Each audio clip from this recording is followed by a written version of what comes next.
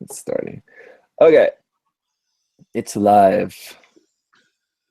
Cool. So yeah, just a few minutes late. Sorry. I have to give a rant again, like how I started off my video for the last Tristan video, starting it off by complaining about people complaining that I've been late. Uh, yeah, I'm gonna work on some stuff and joined by a friend of mine who is also a patron of mine. So Adam, Hey guys, how's it going? you want to say like where you live or anything else to introduce yourself or? I am in Southern Ohio. I've been patron of Zach for God, how long now? Been a year yet? Oh wow. Yeah, it Oh, has wow. been. Yeah. So you guys should definitely get on that. Show this guy some love. It's appreciated. You know, I'll kind of like defeat the whole purpose by saying this kind of, but I sometimes just think about this when I'm watching someone else's video and like I see like something at the end. Of course, they'll say like, "Hey, check out my Patreon page," or like, "Remember to subscribe if you like this video. Subscribe." And like every time I hear that, I think like I don't think I've ever said that in a video. Like I think I remember I made even on this. I would have to go back and check, but I think I made a video at first when I first started my Patreon, of course, to like announce it, but I don't think I never mentioned it, which could, I mean, that's probably just not doing any good for me, but Yeah. I don't know. It's just something, I guess, but uh, yeah. And so just for you guys there in the chat, Adam and I just kind of hang out when we can. Yep. Pretty much. Then this is the third or fourth time, maybe? I think it's Third? the fourth. Fourth? Okay. Yeah. But yeah, usually, but obviously in the past we've just done it privately, but we want to just hang out live. I was wanting to do a live stream to work on some stuff, so I thought just live stream tonight. Are you working on anything? Kind of, but not really. Actually, a similar thing to what you've got over there, but not. You're working on the older Sazabi. Yeah, and it's kind of like a writer's block kind of thing right now. I got the one I sent you where I cut the tail apart. Mm-hmm. But the more I look at it, the more I can't decide what I really want to do with it. Mm-hmm. It's kind of like what you ended up doing with the Tristan. You had an idea going into it, and then totally threw something else at it. Yeah, that happens. Like especially like you can just not have an idea for something, but what happens more so for me, like when I get stuck, it's not because I don't have an idea, it's because I had an idea and I tried it and it just didn't work out, and then it's like really demoralizing. And it's like, well, like now it's because then you have to settle for something that was different, or I don't know, but either way, it's not a fun state to be in when so you're like that. Yeah, so right now I'm just trying to decide whether I want to kind of go with what I was doing or totally make a new back skirt for the thing. Mm-mm. One of the things I wanted to do with this was make it a little more articulate because, like, on the new one, this piece right here is all down inside that big back plate. Oh And yeah, this yeah, one, yeah. Uh-huh. it hits that piece there, and you can't turn it because that little red piece is on the back of the torso, and then these little pipes come out. Oh, that's weird. Yeah. Yeah. So I've either got to move that whole peg that connects to down or cut those pipes off. That's strange they did it that way. Yeah, I've never built that kit, so I'm not familiar with it, but it's weird. I just knew by the looks of it that when the Verkok came out, it was definitely an upgrade, just in terms of the looks. But, yeah, it was. I mean, it's not horrible. It's got the articulated fingers and everything. standard old Mm-hmm. master grade. That's one thing that I was really like kind of surprised about when I reviewed the master grade DOM. So I imagine it's probably from about, I'd have to check, but from about the same time when those came out. But it's really nice Yeah, for how it came out, and it also has the articulated fingers like that too. yeah. The inner frame on it's there. It's just really kind of weird what they did with it. Like the leg here, the upper leg. Mm. Like It looks very similar. It's just on this little joint back here.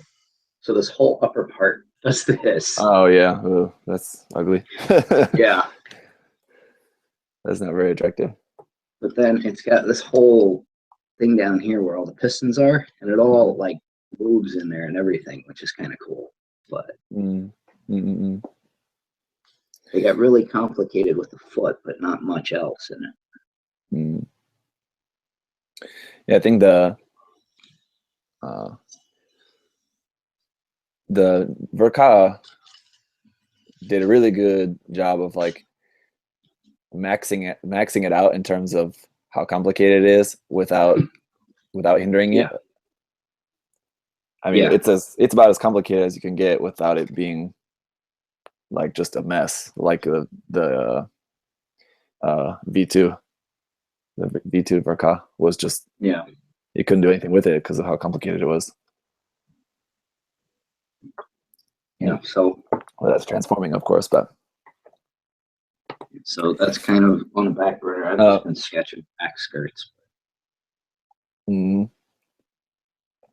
Well, also maybe taking a break to work on something else for a while might be good. Yeah, I've got a couple HG kits that I just got. I got lucky. There was a couple P Bandai ones that somebody had for sale on a Facebook group that I was able to grab. So, yeah, hang on just a minute, because I'm trying to see here as well I'm trying to watch the chat as well a little bit, but like it's like different now. It's like really narrow, so I can only see like 4 messages in the chat at a time instead of like it being larger. There's I don't know if it'll cover up a lot of your screen, but I just popped it out, turned off the video feed. There's another thing I'm gonna try here that should work. Well,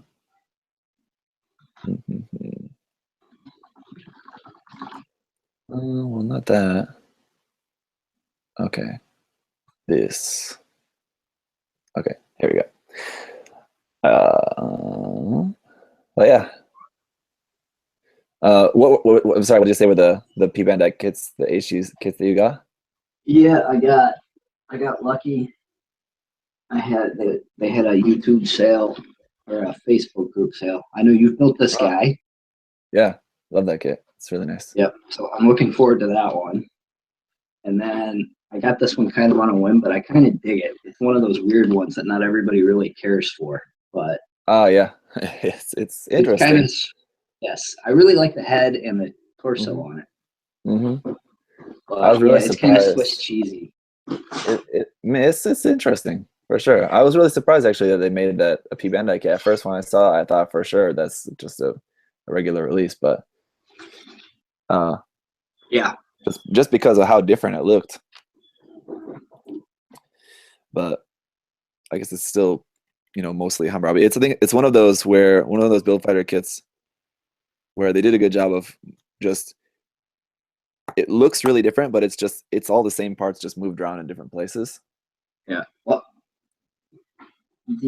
actually I was surprised too. There's a fair amount of new parts because that whole center block basically is new,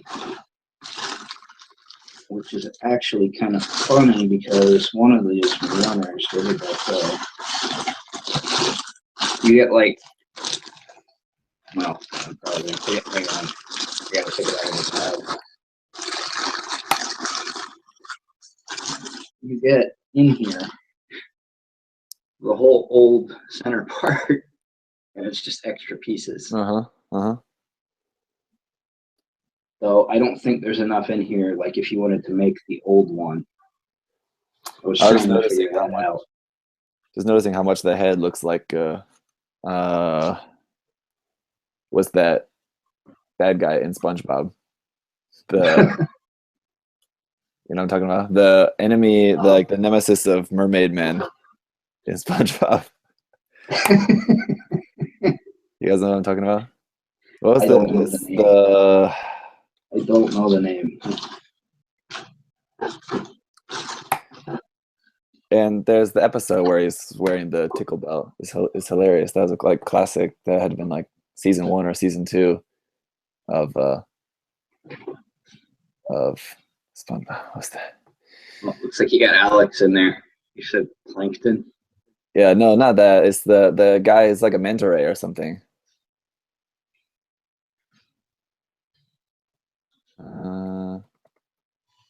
Maybe it is just manta ray. Oh, Man Ray, that's it. This guy here. Let me share. This one, here you go. This guy. Yes. See, look at that head. Yes. Yes, I totally see it. Look at the Hammurabi head. I mean, yeah, it's similar. You have to look at like just this part here. Just that head part. On the whole, it doesn't look anything like that, but just that one head part looks like this. Yeah, no, I get what you're going with there. Yeah.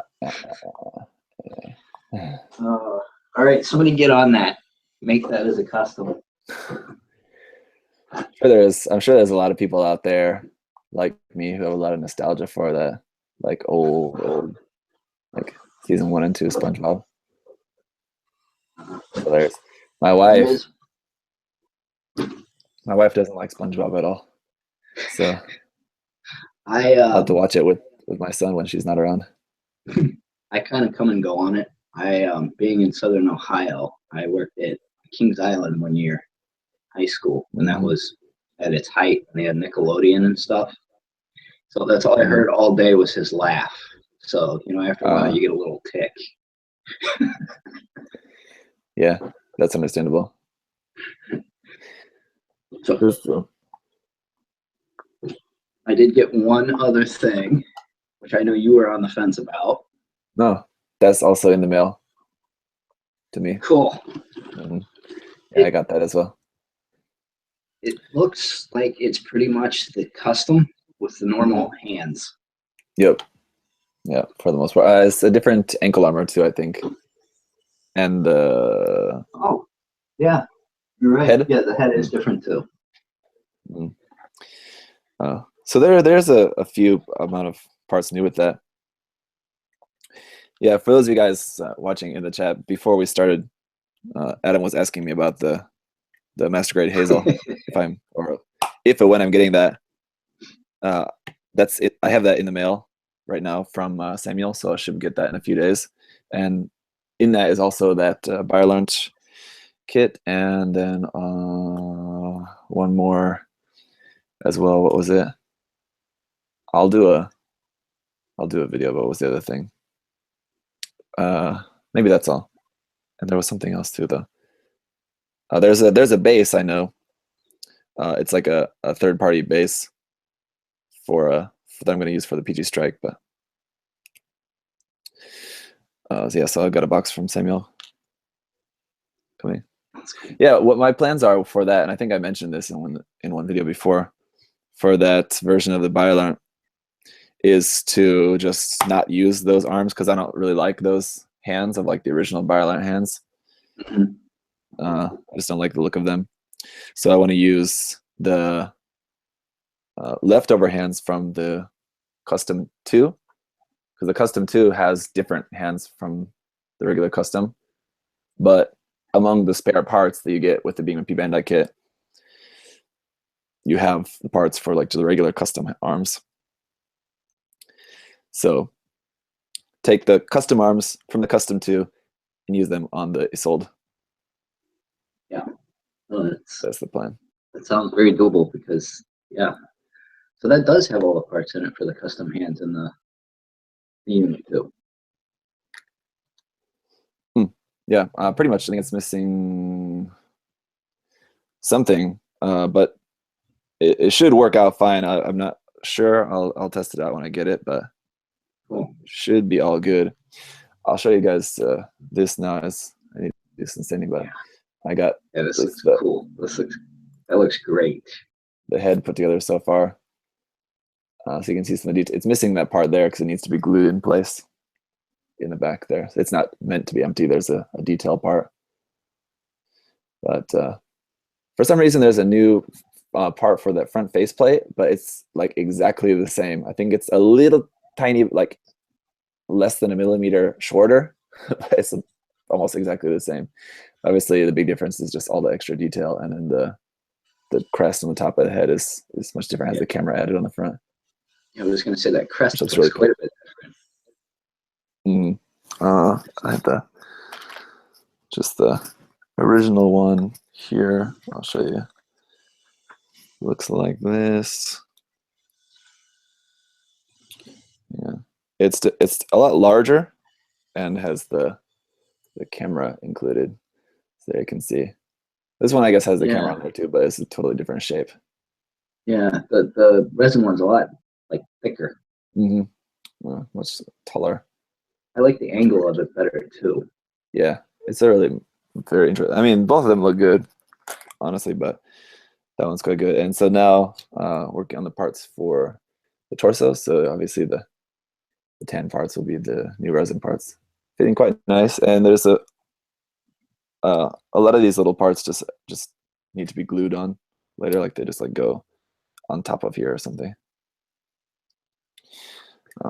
So you can like keep them separate and paint them separate and then glue it later, or just glue them on now and then mask more. So it's kind of a trade-off. I think I probably prefer to just glue them on rather than painting them separate, because there's all these like little parts like this, and painting them separate is just going to be a pain in the ass. See, this well, we talked about this on the other chat. I haven't done a resin yet myself, and this is kind of making me want to get that one, that F95 now even more. Oh yeah. Yeah. I think like I told you before this that I did order that, but it's still like being produced. Like E2046, that's that kind of thing where they haven't got enough orders for it yet. Let me just get my light situated there. So it's not in the the camera. saying is I should order one then, so they ship it. Well, hopefully. I mean, who knows if yours will be the tipping point. Right. How is that resin? It'd be nice. How is that resin? It looks pretty clean. It's very clean, except for this part, which is like this tiny little vent part. I don't know how well you're gonna be able to see this on camera. I guess pretty well you can see that. Yeah. The lines don't go all the way through, so I'm gonna have to rescribe those there at the end. Right. It's a very minor thing. I mean, they're still kind of there, but the resin filled in those lines a little bit. Otherwise, might have to do a little bit of rescribing on some other parts as well. But my plan is to basically just get everything kind of pretty well done, cleaned up pretty well, and fitting well, and then just do like a light coat of primer, just the first coat, and then I'll be able to see a lot better where everything else needs to be fixed, and then I'll have to work on it some more, and then prime again. But I think that's a pretty common method with especially with resin kits. You usually end up having to do more than one coat of primer. So even for plastic kits, I'm sure a lot of people do that, but I usually don't. Usually can get by with just the first coat. Yeah. Oh, and yeah, as you mentioned before, here's the Asuka kit. Nothing on this is pinned yet, so I had to be careful that it's not just kind of like disintegrate and fall apart here. But I can, well, there you go. It's kind of falling apart a little bit. But started putting, just kind of fitting this a little bit and just cleaning up like the big gates on it. Yeah, you're going full bore into the resin now. Well, I've got a few things, and they're just kind of like sitting there. I've really been anxious to get into it. So just got to do it. And this, the Sazabi was like kind of more urgent because it was like sponsored, even though now the sponsor is like disappeared. Really? I still have been meaning to work on it. Did you see my unbox video for this? I guess I just posted it earlier today. So yeah, I saw it, but I didn't get a chance to watch the unbox for it yet. Basically what I said in it is that this was sent to me by a sponsor shop, but I haven't been able to get in touch with them, and their website is up, but there's nothing on it. So I don't know what's going on with them, but yeah, I'm just gonna start on it anyway. And once I do hear from them, you know, I'll let everybody know what's the deal. But for now, I don't know. Yeah, was that the one in the States? Yeah. Yep. Oh, So that's good because, yeah, it sucks. Yeah. It's good because then that's easier for people in the States. I mean, I'm sure there's sellers, but I think a lot of people usually end up ordering this stuff from overseas or from eBay, which I'm sure eBay is expensive. Yeah. So yeah. I thought, well, that's good for people in the US, but so I don't know what the deal is, but hopefully something works out. Yeah, I hope so, because that would actually, yeah, like you said, that would make it much easier for me, because it's always like, we've gotten pretty good with the model kits, like the actual kits themselves, but aftermarket stuff and like accessory kind of stuff is still kind of a pain in certain places over here, unless you're in like some crazy big city. Like photo etch. God, I wish I could find some photo etch. USA Gundam Store has some. It's always sold out. Yeah, a lot of it is sold out. I noticed that. But got some stuff on there. So actually, Ryan just sent me some from there to try out, because he was sending me a book, one of the books that we talked about on Gunpla Talk a few months ago, and they have it there. So he's sending me that book, and then some samples of some photo etch parts there to try out, because I wanted to try using some of that on the Tristan. Yeah, that one you posted the screenshot of looked pretty nice. Oh, the photo etch parts for the Origin Gundam. Yes. Yeah. That looked great. Yeah. And it just so happens I haven't unbuilt one of those, so if I could find that. Yeah, that would be cool. You know, I shared that from Sujoko, the Facebook seller, and after I shared that from his page, I got a message from him, and he asked me if he could share my unboxing of the Ziegler on his Facebook page.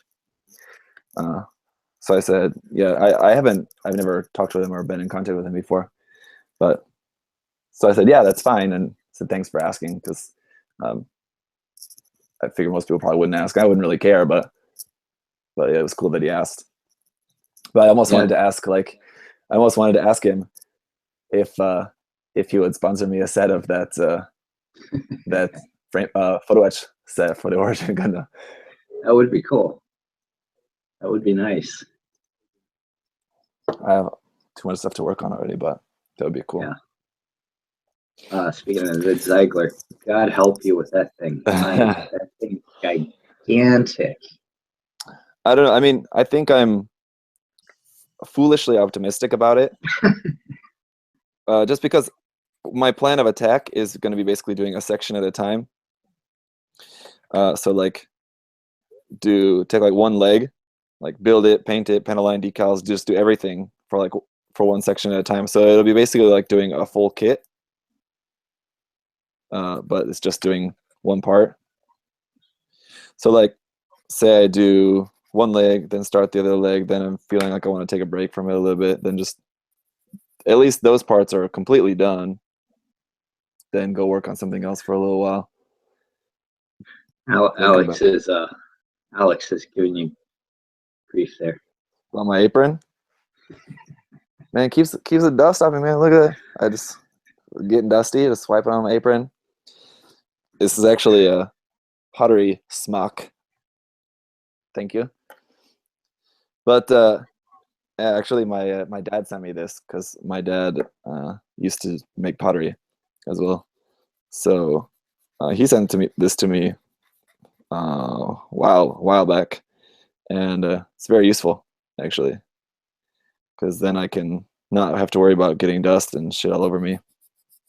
So then when I'm done going to bed, ready to go to bed, just off the apron and hit the hay. No, it's a good idea. Highly recommended. Especially with that resin. Yeah, especially don't want to go in and get in bed with a bunch of resin dust all over me. I mean, I cannot imagine the resin dust, because this is just from sanding this red plastic. Yeah. So that's another thing too, is that with this, I usually don't use a file much, rarely, especially for just snapping kits. I don't really know how people can do that, because I find just a file to be too harsh. And for just sanding nubs, it's like overkill, it seems like, for me. But yeah, what if people can make it work and whatever? But well, I usually only ever use a file when I'm just like actually doing some like customizing or something, like what I'm doing with the Tristan. I have found that they're good to have when you're doing major modifications. Yeah, that's about the only time I ever use it. But with this resin, I'm using the file a lot. It's much more convenient.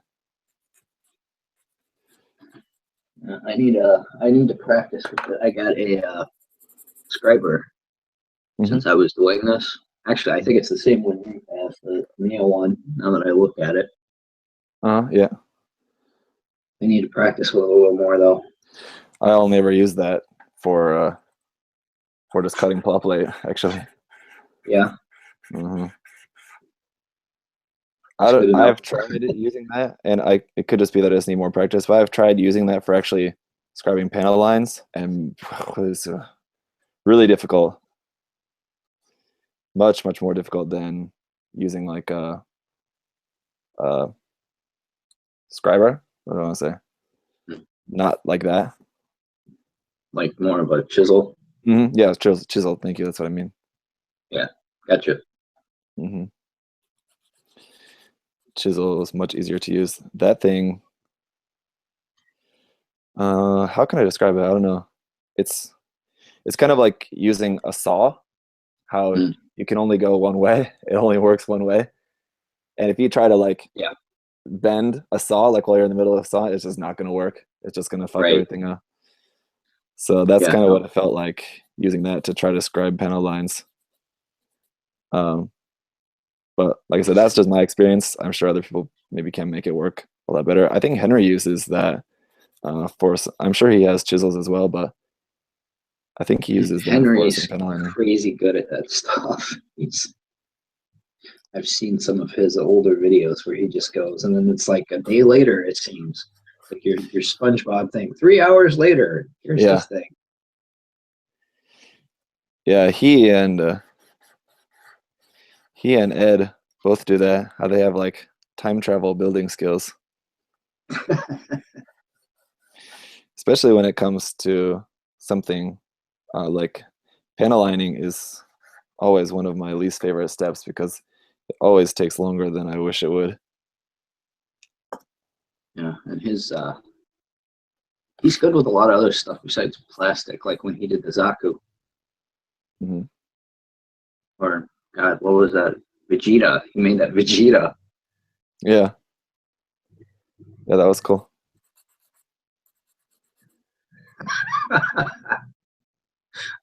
Sorry, I'm watching the chat again out. Alex is getting you today. Zach has time travel snap building skills. Yeah, I'll admit that. I can snap pretty fast. Yeah, you do. You're a machine when it comes to getting these kits together. I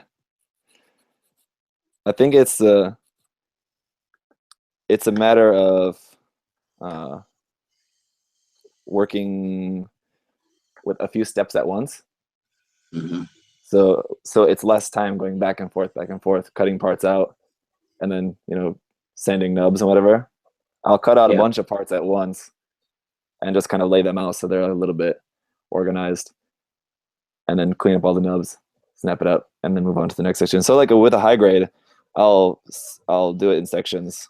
I'll do like usually the torso and head. I'll cut out all the parts for the torso and head all together, and then like cut out all the parts for both the arms, then both the legs, then like the hips and the backpack all together. Mm-hmm. So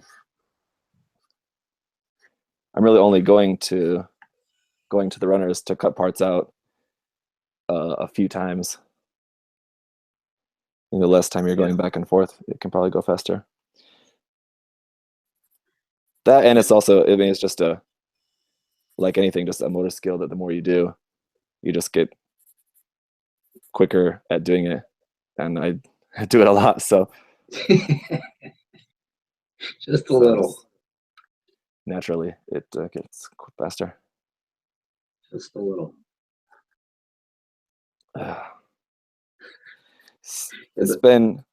It's fall, so it's getting cooler here, but it's quite warm tonight, and it's especially warm in my room here tonight. Well, so I really want to take this mask off. I want to finish this filing as soon as possible. I know.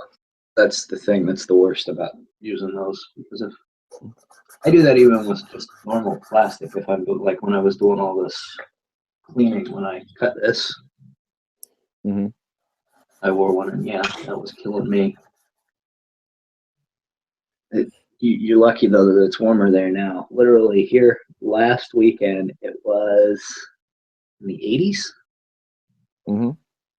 And I woke up to a light dusting of snow this morning. What?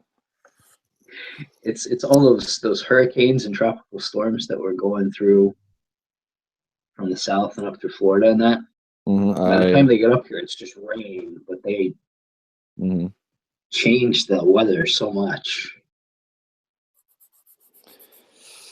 That's crazy. I know, like, it's my hometown's in Illinois, so like when I was a few weeks ago when I was back home in that area, like it's always a little bit warmer in Ohio because all my dad's family lives there, so we went there for a couple of days to Ohio.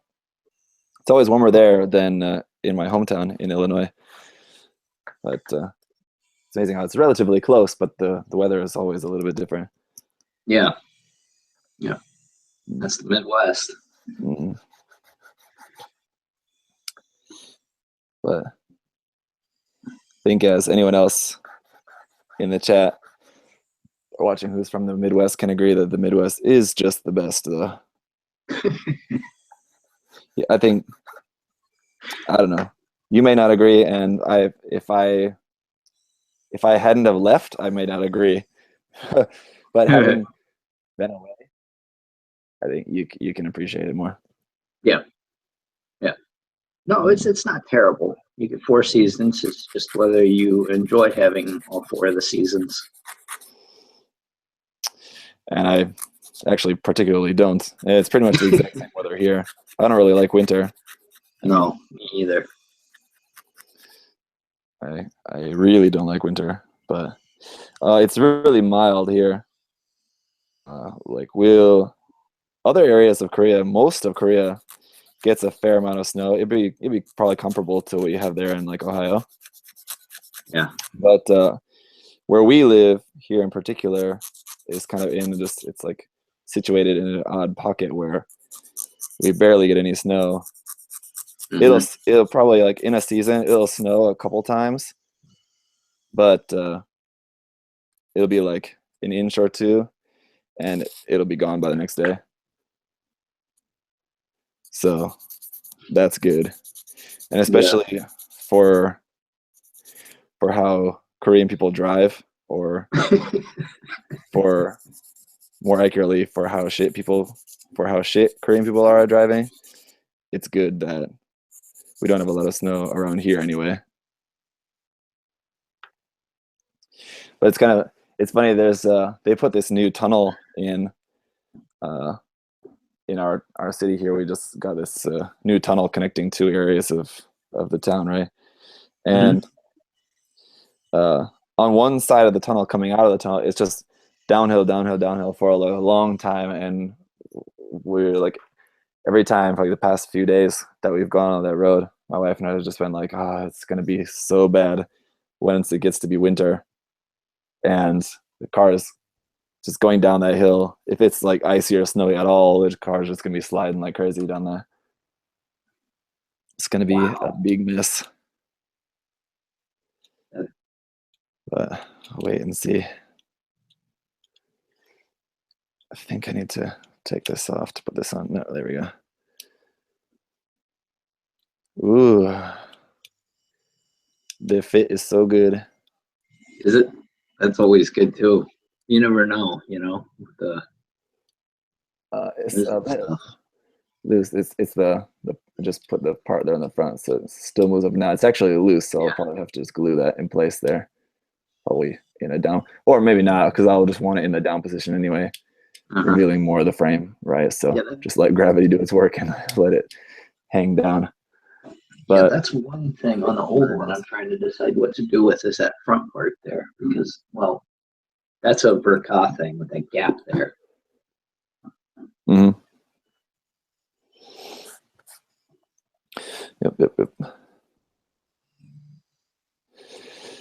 Oh man, I really need to get to just going back to about how much I love panel lining. I really need to get to panel lining the XN riser, so I can just get that done. Yeah, it's all painted, all that's done. Just need to do the finishing steps. I'm just not looking for. Well, I've just been busy catching up on it. Like after vacation, I had to catch up on a lot of stuff, but have also forward to doing the paneling on it anyway. Luckily, it's a kit that doesn't really have a whole lot of details and stuff. Yeah, there's a lot of flat surfaces. It doesn't have a whole lot that's really going to need to be paneled, but it's still going to take a while. Yeah. Unfortunately. I don't remember. I think you were still building that the last time we did one of these. Did you like that 00? Yeah. Oh, yeah. Maybe. I think you're right.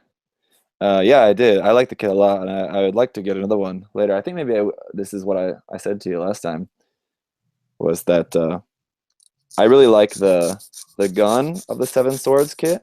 I think it's like the GN Buster rifle or something like that. It's that big like cannon gun that the Seven Swords kit has. Yeah, I got it in a bin somewhere. Yeah, because I think this is like exactly what I told you last time, maybe. But yeah, what I would like to do is just have just the 00 Gundam without the backpack and just with that gun.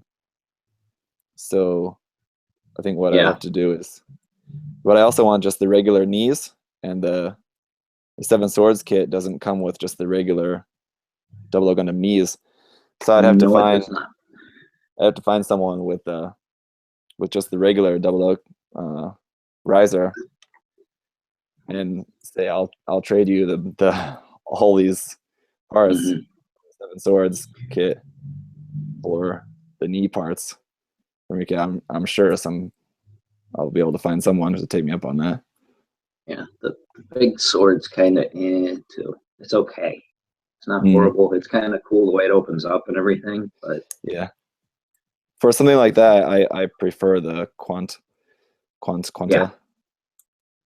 yeah.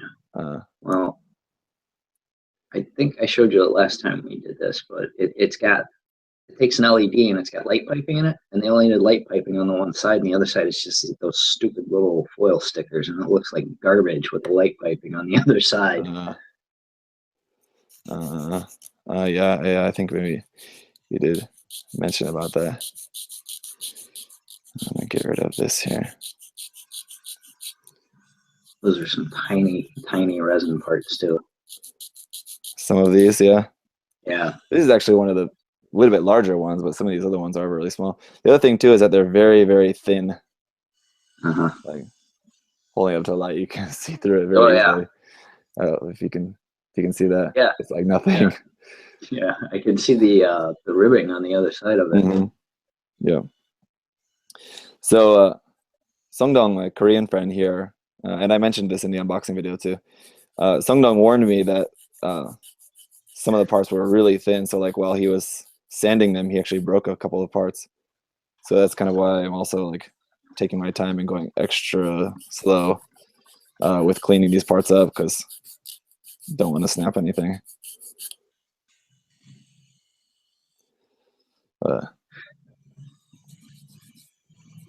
Yeah. Seems pretty good. Yeah, his I saw his finished one. I remember him saying it was like crazy heavy. Yeah, that's the other thing too. Just the basic kit is heavy as well, but with the extra parts added on there, because I think if you compare to like this part with its plastic equivalent of the exact same part, they weigh about the same, I'm sure, but the difference is that this one also has these extra parts you're adding onto it as well. That had metal parts too, didn't it? No, not this. Oh, okay. I think there is metal dress up set for this as well, but it's not from Infinite Dimension as far as I know. So like you could get that and probably combine that as well. Yeah. So Alex was asking about my bins in the back behind me there. One of them has got kits in it, and the other one's got, I think, some old video game systems in it. I need to find a better bin for. And then the closet I intentionally left closed because you've seen it open with the shelves in there. It's not quite as massive of what you've got behind you, but there's quite a few unbuilt kits in there. Yeah. Well, you're better off.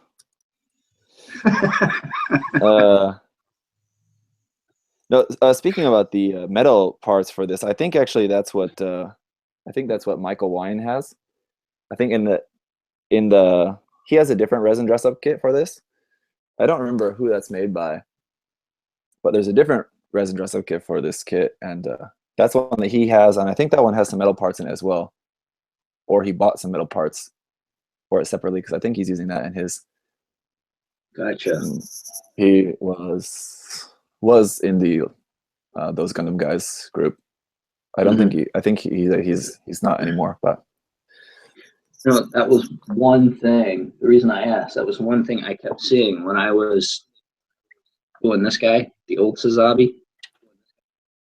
Try to find metal parts for this. It's like everything comes up as the Verka.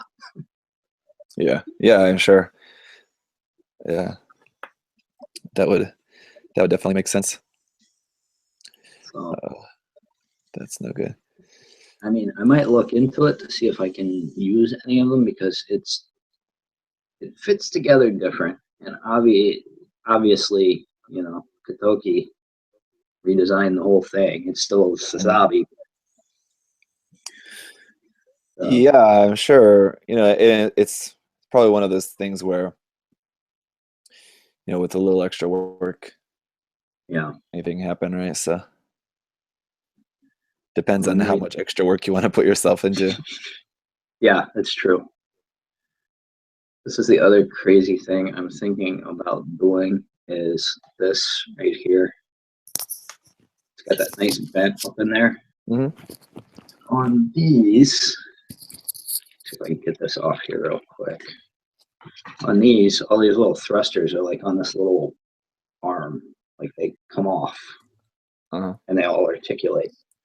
I'm thinking, though, I have to be really careful with it, of cutting this part out, filling something in there, and doing kind of like a Sinanju kind of thing, like where that part would be on this and the whole thing moves. Yeah. I gotcha. I have to be really careful though, because some of the ways these pieces attach to the inner frame are really weird. Like this one little peg right here. It's hard to see. This guy right here is basically there's a hole, a big hole right there. That's pretty much what holds the whole thing on there.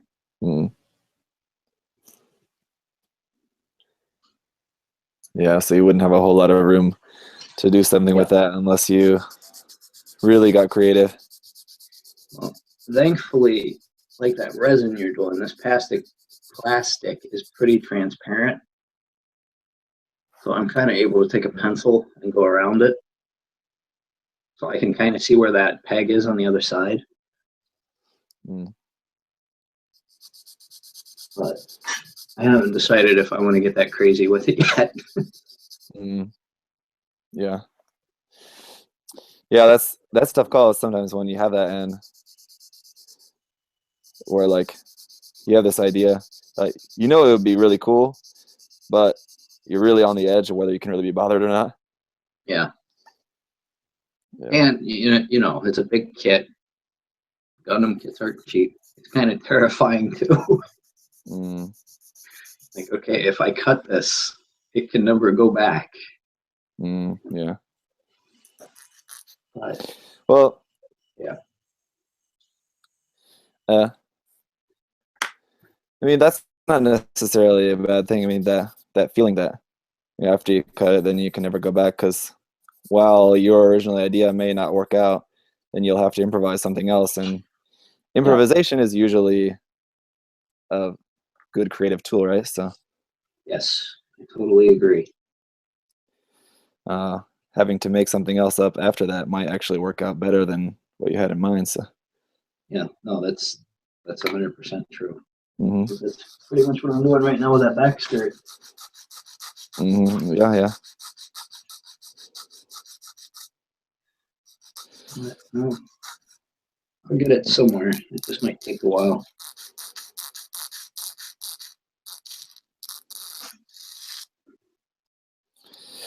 A little bit of this and one more.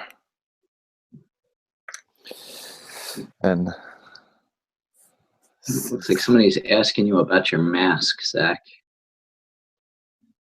Yeah, I should be wearing probably a more proper mask, which is what I usually wear, like for painting and stuff. But you guys wouldn't be able to hear me at all if I wore that. I hope you guys can at least hear me well enough while wearing this one. It should be fine. Yeah, no, you're fine. But if I did wear a proper mask, as I should be wearing, you wouldn't be able to hear much. So just a bunch of. Yeah, we'd get the vein thing. So here we go. That's kind of odd. It doesn't really want to stay on there. Yeah, I'm just watching you put this thing together now. But that looks great. See that? I mean, the point is that it's so much more detail, and it's maybe not easy to see all the detail on there, but I think without that light, you can see a little bit more. The problem is that with less light, the video resolution goes down, it gets more grainy. Yeah. With more light, it drowns out all the details. So. But it looks good. All these little parts all these little guys are all just need to be like glued onto there.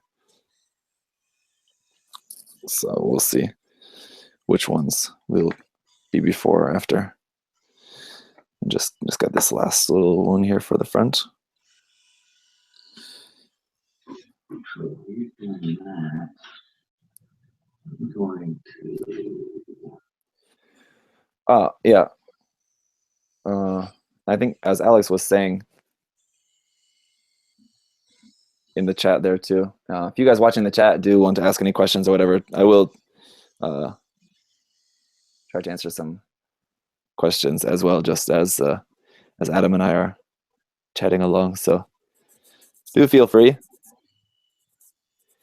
We'll try to get to that, but I think I saw somebody before ask about resin kit for beginner, which that would all be on Zach right there. yeah, well, I am a beginner, so he's not really the best person to ask. That's kind of the trouble with this, is that now that I'm showing this stuff on my channel, I'm going to start being asked about it a lot, and I'm very, very much a beginner. So definitely not the authority or the person to ask about it.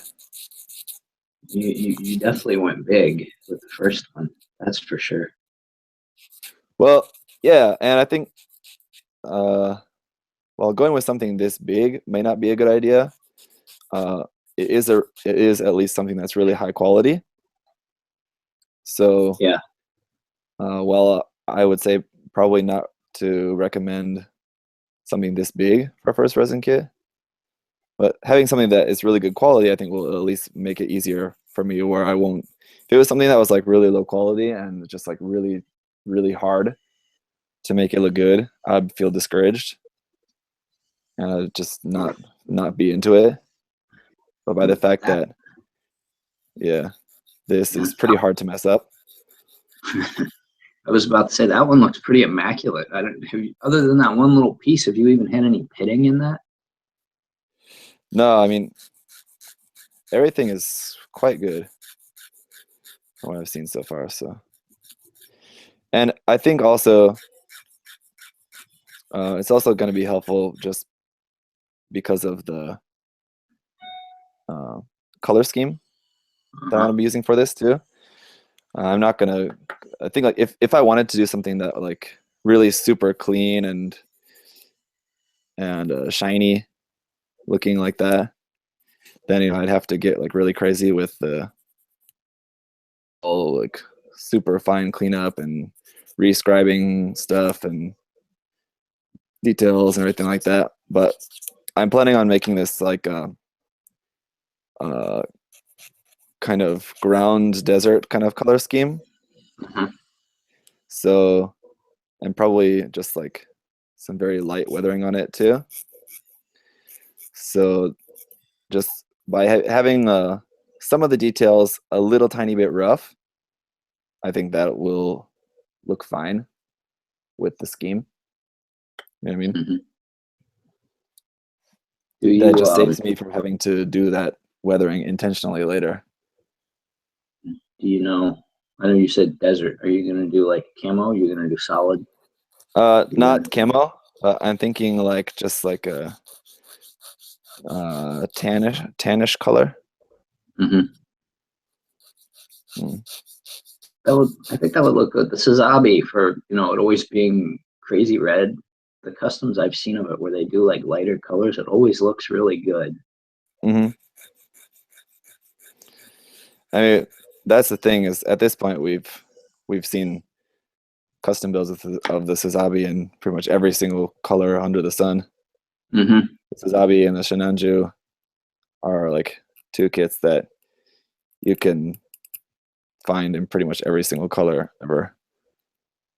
So I'm sure actually there's probably, and I think I've searched, I have found similar color scheme Sazabi.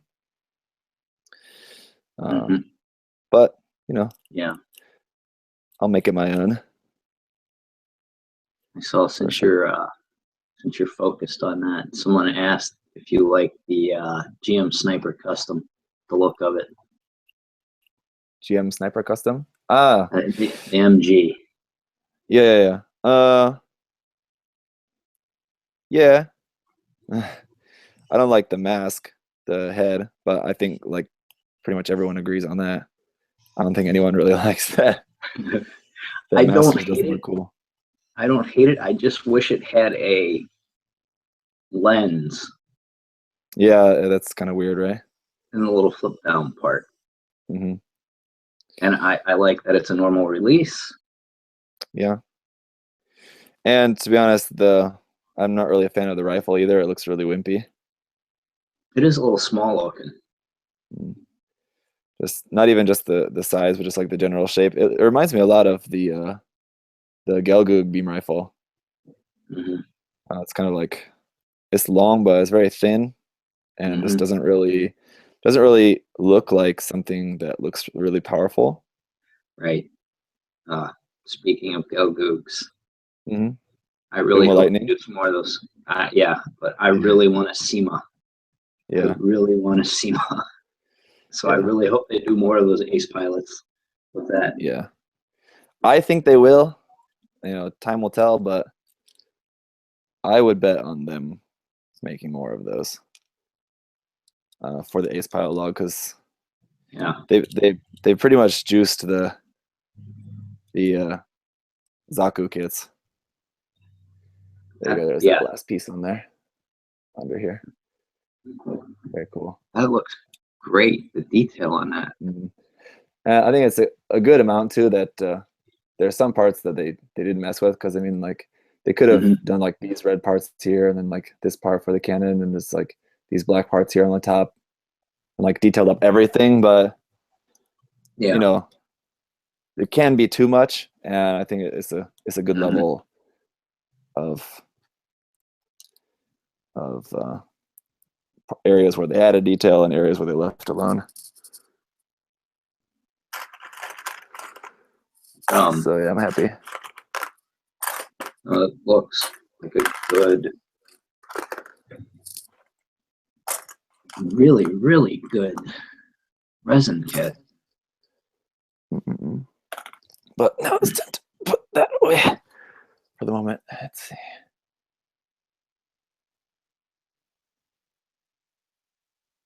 I can hear some crying sound. My Probably. Hainu Gundam. Oh, I Mm. haven't done anything special with it. But yeah, I can grab it. It's not a Verka.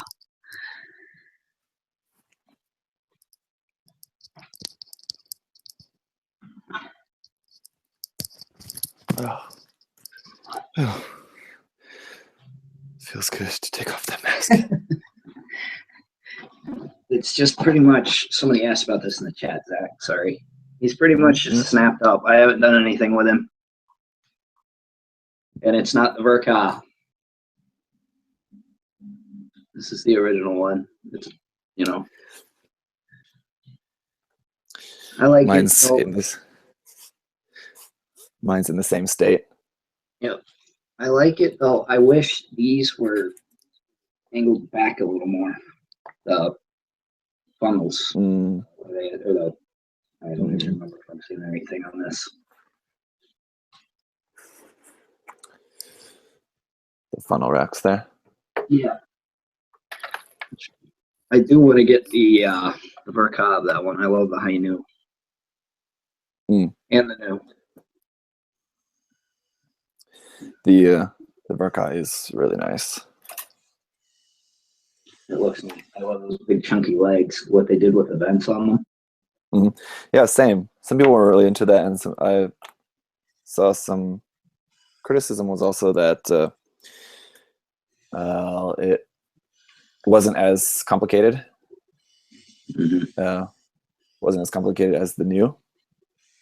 So I think Yeah. like the new set a really high standard, and then the high new just while very nice, it wasn't at the same level of detail. So people were a little bit disappointed, but it's still a really nice kit. So I think it looks great. I don't know. yeah. There's something about this design element with the way they've got these vents and it wraps around that I really like on those. Mm-hmm. Yeah. They kind of did it in some of those seed pits, but those legs are a little too lanky looking for it, in my opinion. But Uh,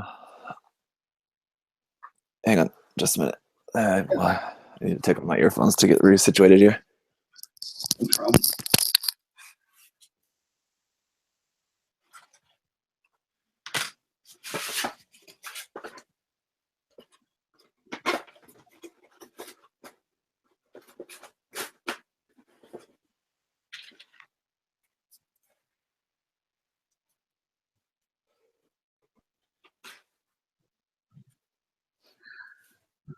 I do have a Vercanu. I have not built it. I believe Zach has one built too. I don't know what he did with his though. I've got the. I'm trying to decide where I've got the 2 expansion sets for it. I just don't know what I'm going to do with them yet.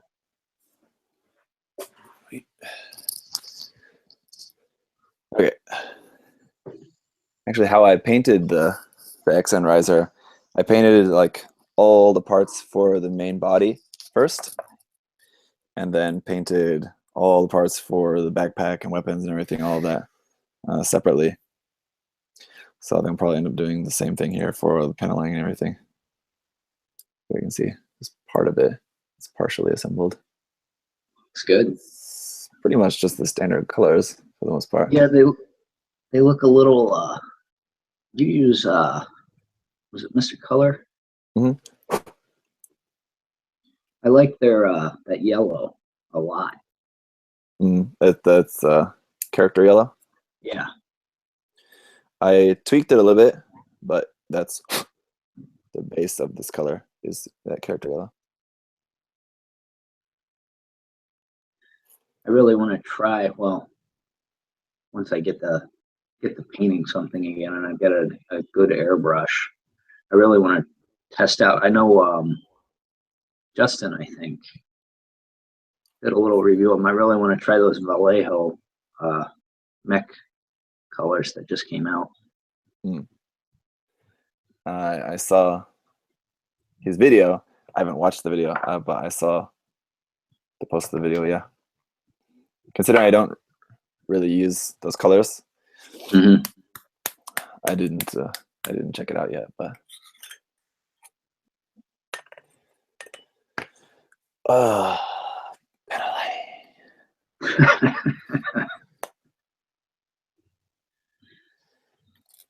no jam. It's not fun. Yeah, it's the way you're doing it.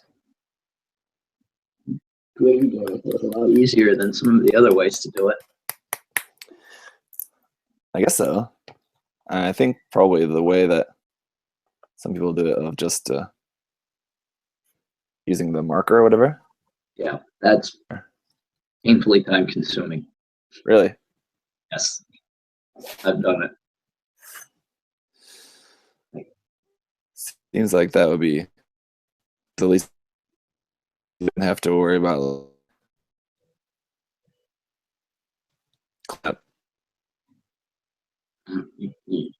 You're cutting out a little, Zach. I was like, well, it's using marker. I mean, just cap it when you're done. Cap on. Can you hear me?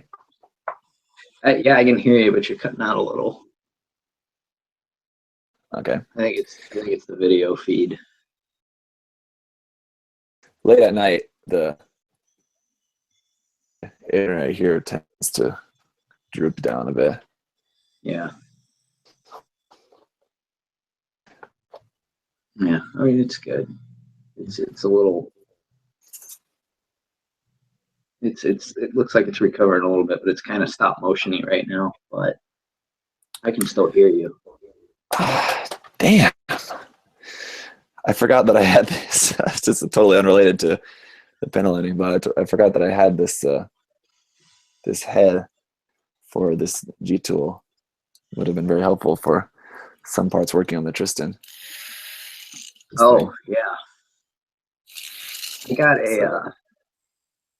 That brings it up. I got a Dremel that I was going to try to play with, and I got a bit specifically for plastic, and even that, it's too fast. It just melts. Oh, really? Yeah. Yeah, this thing, aside from the fact that it was really overpriced, is really not great. Yeah. It's almost like too weak. So I've been thinking about getting a Dremel just for the ease of stuff and like areas. Yeah. I've heard they're good for It would resin. be helpful. Yeah. So that would be good since I'm starting. Might be time to pick one up. The other thing that I've been thinking about getting is a ultrasonic cleaner. Also would be good for resin. I've seen that. And then I've seen like other crazy things, like people use those rock tumblers and stuff to like clean the parts. All right.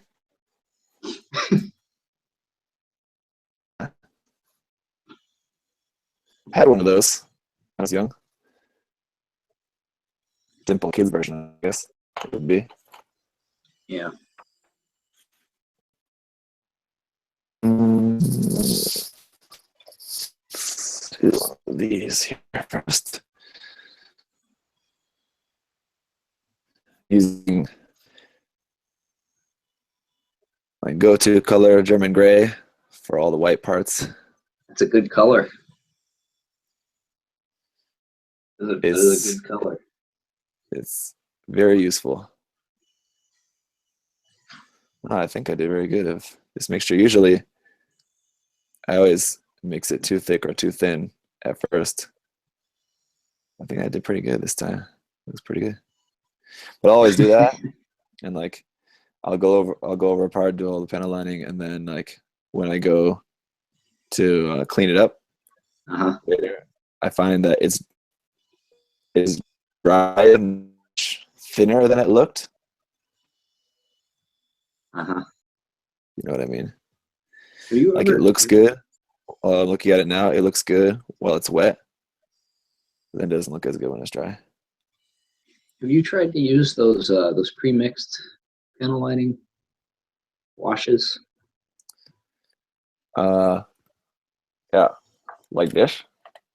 Yeah, so you do. I thought you might have one, but too many YouTube videos. Mine's, I don't know if it's just mine, but I think it might be. But mine's just like really thin.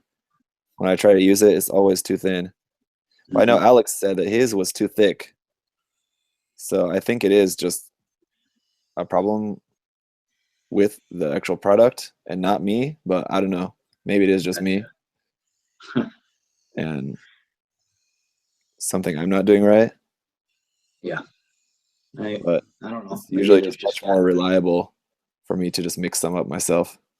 Yeah. Well, you've got a little more variety of color that way too if you mix it yourself. Yeah. They make a gray color and I have it, but it's also pretty light.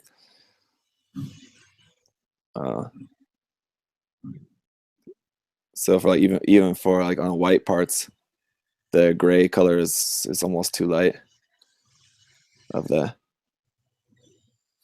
depending on the, I guess it depends on the effect you want to go for, but I like it to be a little bit more bold than that.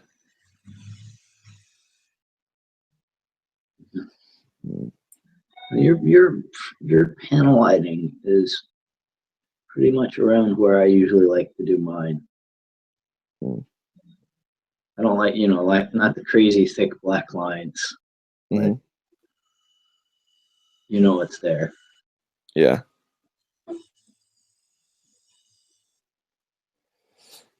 It can be hard, but yeah, that's like I said, that's when you're mixing it up rather than using one of those pre-mixed ones, you have more control over the color and the consistency. So that's helpful. Yeah. Yeah. Which part is that you got going there? This would be parts for, this is the new parts. Oh, okay. Oops. Okay. That's why I didn't recognize it. Parts 4 is the new parts. Take a look. No thanks. New parts of like the little mini wings on the XN parts on the backpack. That's me. I was really trying to match the colors of this to be pretty close to the colors that Yupa used for his RG00 Quanta. I don't know if you're familiar with YouTube or Yupa. It's a Don't Japanese know if builder. I've seen that one. I don't know if I've I'm sure seen you've probably seen me talk about a build or two of his on Gunpla News in like featured builds, Mhm. or just like on Twitter. I often share his stuff. But just a Japanese builder I follow on Twitter. I really love his work, especially just because of he's just like an ace when it comes to colors, and does such good work when it comes to the colors for his kits. So his work on the RG00 Quanta, really cool colors to it. I was trying to mimic that. I didn't really succeed well. I'm happy with how the colors came out for this, but they didn't end up being exactly what I was going for. Might have to look this up now. Do you have any idea how to spell that? Yeah, I'll pull it up if you hang on just a second. Let me finish this. Oh. I'll just pull it up and show you guys. Wow. Piqued my curiosity now. Oh. Bless you. The resin dust getting you. No, it's the enamel thinner. Oh. See, that's the other. Wearing it? That's the other thing. Like, I've used enamel paints before. I know what they smell like in that. But that's one of the things I always like about the acrylics better. You don't have to worry about all that. Yeah. But it's personal taste. I know the coat's sturdier. Yeah. Should be wearing a mask. And usually probably would be at this point. Hey, Gunrunner. All right, let me see here. I'll show you.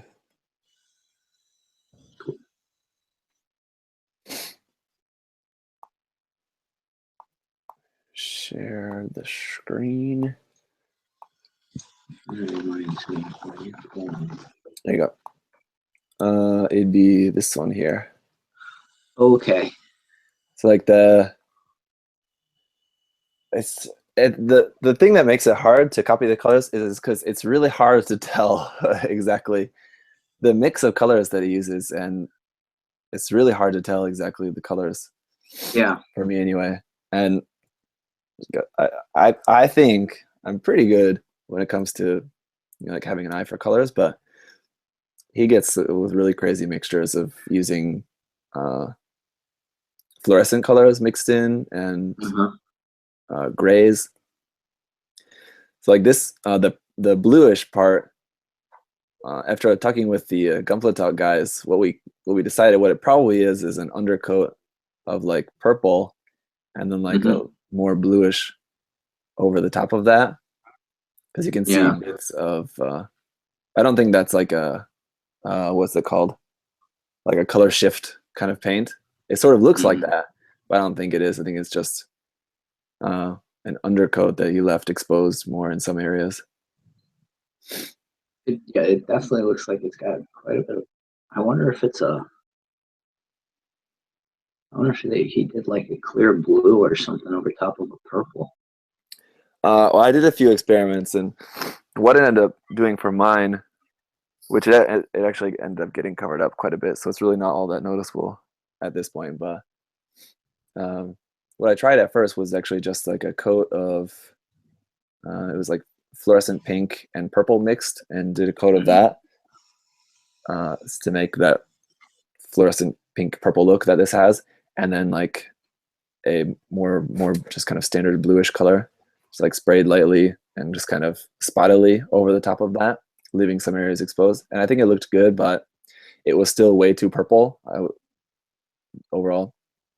I wanted it a little bit more blue, so I had to go over it with some more blue, and it kind of ended up drowning out more of the purple than I would have liked, actually.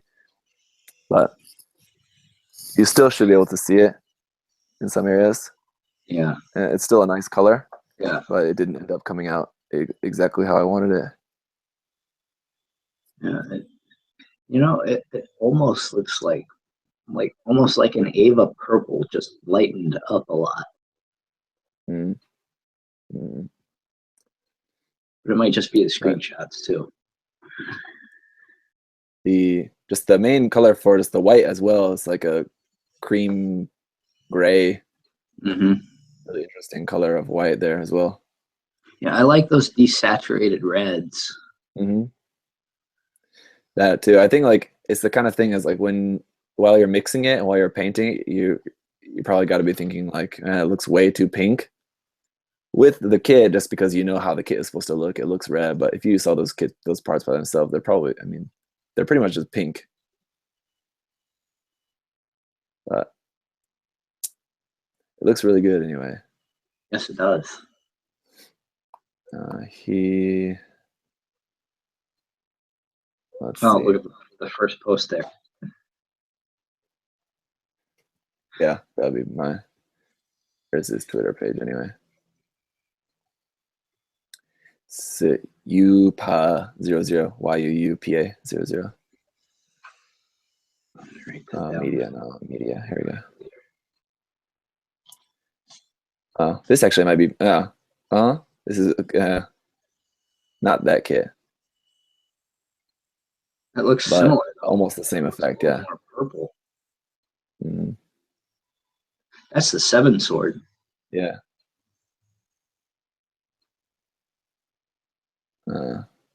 Yeah, it's the RG 7 swords. But here you can see some of those stuff. RG Shinanju. Waterproof Gundam, but his painting is so good. Yeah. That's all that detail on that atlas. It's crazy. Yeah. So he doesn't get into like really crazy customizing. He did for this one actually a little bit more than usual. Mm-hmm. But he generally doesn't get too crazy with like customizing kits. It's just like really nice paint jobs. Yeah. But yeah, he's pretty awesome. His unicorn's really super nice too. The colors on that. He used like the color scheme of the HGUC. Yeah, it's red cycle frame version where it's much more yellow, cream color. Yeah. Like that. Easy 8. Yep. So, yeah. Yeah, I'm gonna have to look that guy. There's plenty to see, and and speaking about like working fast, he works really fast too. He's got like a new build that he's working on like every week or every other week or something, seems like. So he's got plenty of finished works to look through there if you check out his page. Yeah, I wrote it down so I don't forget it by the time we get off of here. That's the trouble. Yeah, Alex, that came out really, really, really nice. Ooh, Alex is Penelope. Yes. People are commenting about it in chat. About that. Yeah. That was cool. So a lot of time into that, but it came out good, so makes it worth it, right? Yeah, that's a big kit too. Not looking forward to someday working on the mechanic or version of that as well. How many of those gigantic kits do you have now? Well, if you count the Ellen Kshatriya, they did the Kshatriya, the Kasi, the Penelope, the Deep Striker, the Cubile, and now the Ziegler. That's right. I forgot about the Qdelay. Yeah, I think that was not one of their more popular ones. Maybe I think that was just kind of something that they did kind of like between their bigger projects, right? Mm-hmm. Which, But honestly, like I said in my unboxing of the Ziegler, I think they need to do a few more of those, just a little bit smaller, a little bit simpler ones. And even that Qdelay, it's hard to say that's simple by any means, but not quite so massive and outrageous. yeah. Well, even that Qdelay, if that's one of their smaller kits, that's still pretty crazy. Yeah, as I mean, still, that's a lot of kit. Yeah.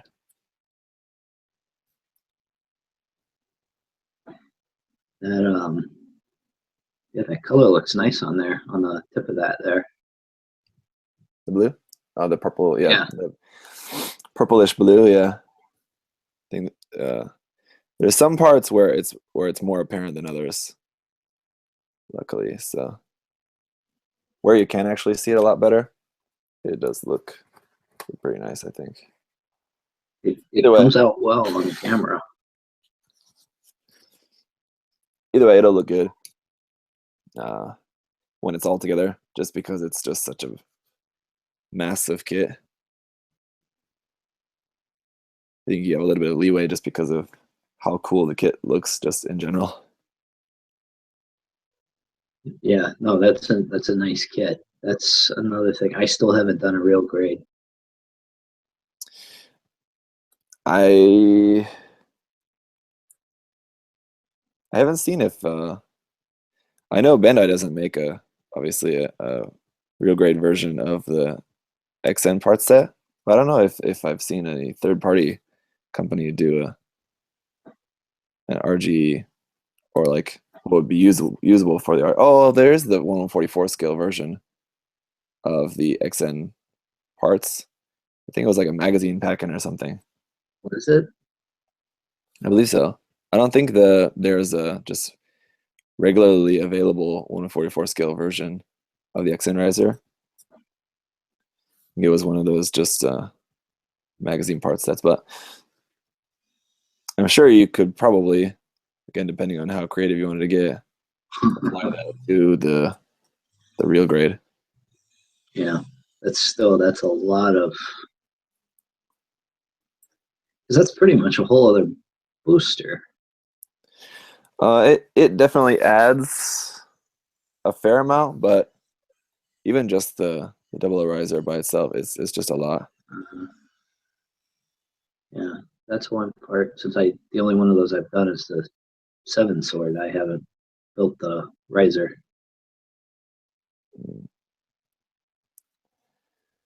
But it's got a lot to it too, I know. Yeah. Would you consider a Bandai Eva kit to go with your Asuka? Yeah, I think that'd be a pretty cool matchup. I'm not really planning on displaying it like that. I think with the Asuka figure, I'll probably just have it just by itself, not really with anything. For the size of that, I mean, it'd basically be like the exact same size as the Ava kit. So if I wanted to do something where I wanted to have like a pilot figure standing next to a model of the mobile suit, I want it to be a little bit smaller. So that's why I like those old master grade kits that came with the 120 scale figures. That's a good scale thing for having a nice pilot figure to stand with the model. Yeah, that's one thing I miss. That's the old you mean like the little tiny? Well, they still come with the tiny ones. You're talking about like the ones that used to come with the master grades. Yeah, and some of the like the wing 1/100 scale. Yeah, that's right. As well. Yep, that's right. Yeah, I've still got a couple of those from. I'm terrible at figure painting. I give you a lot of credit for even attempting that resin one. I can't Well, it's do it. bigger and maybe not as complicated. I don't know. We'll see, but I don't think it'll be too bad. The painting is not really the thing that I'm as concerned about with. It's just like the general construction of working with resin, pinning resin, preparing resin, Mhm. all of that. You know, It's kind of more intimidating for me. There's a channel, and now I can't think of her name. It's something workshop. I think I know what you mean. She does a ton of like resin anime figures. She is a machine at doing those. I think I know what you're talking about because I think I've watched a few of those videos. She's got some really good tutorials about all of that, which is what made me think of bringing it up. It's Lena, maybe. Something like that. I think is her name. Yeah, it's something like that. She uses a little, like for the longest time, she used like a little anime figure of herself. Yep. Yeah. On the screen. But yeah, she's got some really good tutorials for putting those together, and she's crazy good with a Dremel. Yeah. Those videos. One of the videos I saw from her too was like breakdown of E2046 too. Yeah. Yeah. Yeah, Alex, I think you're right. I think she is in Texas. I know she's around there somewhere. I can't think of the name of it, though. I'll have to look it up, but that's it. Leona. Yeah. Not Lena, Leona. There you go. It's pretty close.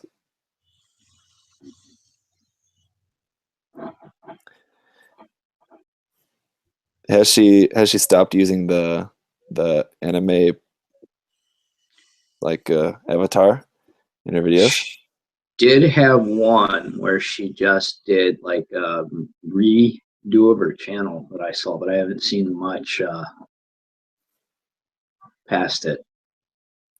If she put too much else up, but I know that like I just was watching some of them.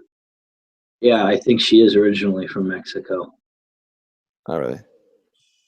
Yeah. Sorry, I'm watching the chat at the same time. No. That's good. Because I can't. Yeah. But there was a video she had a time. Well, I don't even think it was a time lapse. She was like basically taking like kit bashing a figure into another character. Oh, really? Maybe I have seen that too. Yeah. Video of her where she's just got like the basic lines down on like the figure, and she's just going to town with a Dremel, like without doing any pre-starting or anything, just like a pencil or whatever she uses as guidelines. And it comes out so good. I think maybe I have this. It sounds so familiar. Maybe I've seen, but anyway, yeah, I'll have to keep her in mind whilst I'm getting a lot of questions about resin stuff. Just tell people to check out her channel. She's got some good tutorials. She's got this whole crazy tutorial on how to do like the eyes. And yeah, I think that's a great one.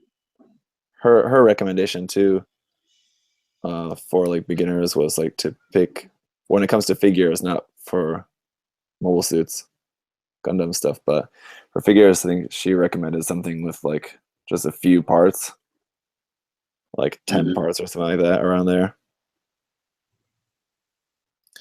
And so that was one reason why I chose to work on that Asuka figure first, because it's like, it's right around 10 parts. It's a little bit more if you include like a couple of the little small parts on it. I think in total it'd be probably like around 14 or 15. but for like the main parts, it's not very many. It's like body, leg, arm, the head, and the hair is separated into like the main part of the hair and the bangs and the two ponytails. So pigtails or whatever. I guess 4 parts for the hair, 2 parts for the hair clips. That's pretty much it. Yeah. It's a really nice looking figure though. I like it quite a lot. Oh, I'm really not even big of an Asuka fan. I think a lot of people probably are, but for me, I'm actually kind of not. Yeah, that's one of the ones that seems to be pretty 50-50 between her and Ray. I mean, among who people like. But then when they did, I am very behind on Ava. But then they added the other one, and they added that other character, which I don't know her name. And I always see a lot of stuff for her Mari. too. Is that what it is? Yeah. Personally, I love Eva as a series, but I don't really like any of the characters. I think that's. I mean, I think in different ways they're all meant to be unlikable. Yeah. At a point. Yeah, even the penguin. Yeah, I wouldn't really even say that. I mean, as much or as little of a character as you would count the penguin to be. I wouldn't really even say like, oh, but the penguin's cool, cute. Just kind of not.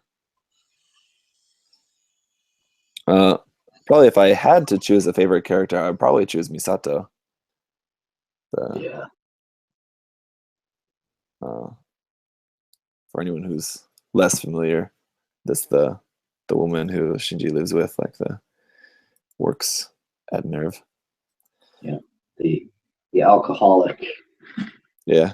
I actually just the other day I saw a different resin figure of her that I have not bookmarked, but I still have the tab open while I'm contemplating whether I want to buy it or not.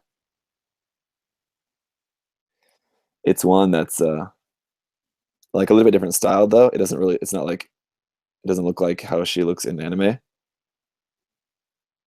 It's where they've like taken creative liberties to make her look like a little bit differently. Yeah, I know what you're talking about. So like as a Misato figure, I don't really like it, but just as a figure, it looks nice. But like I think you wouldn't really know right away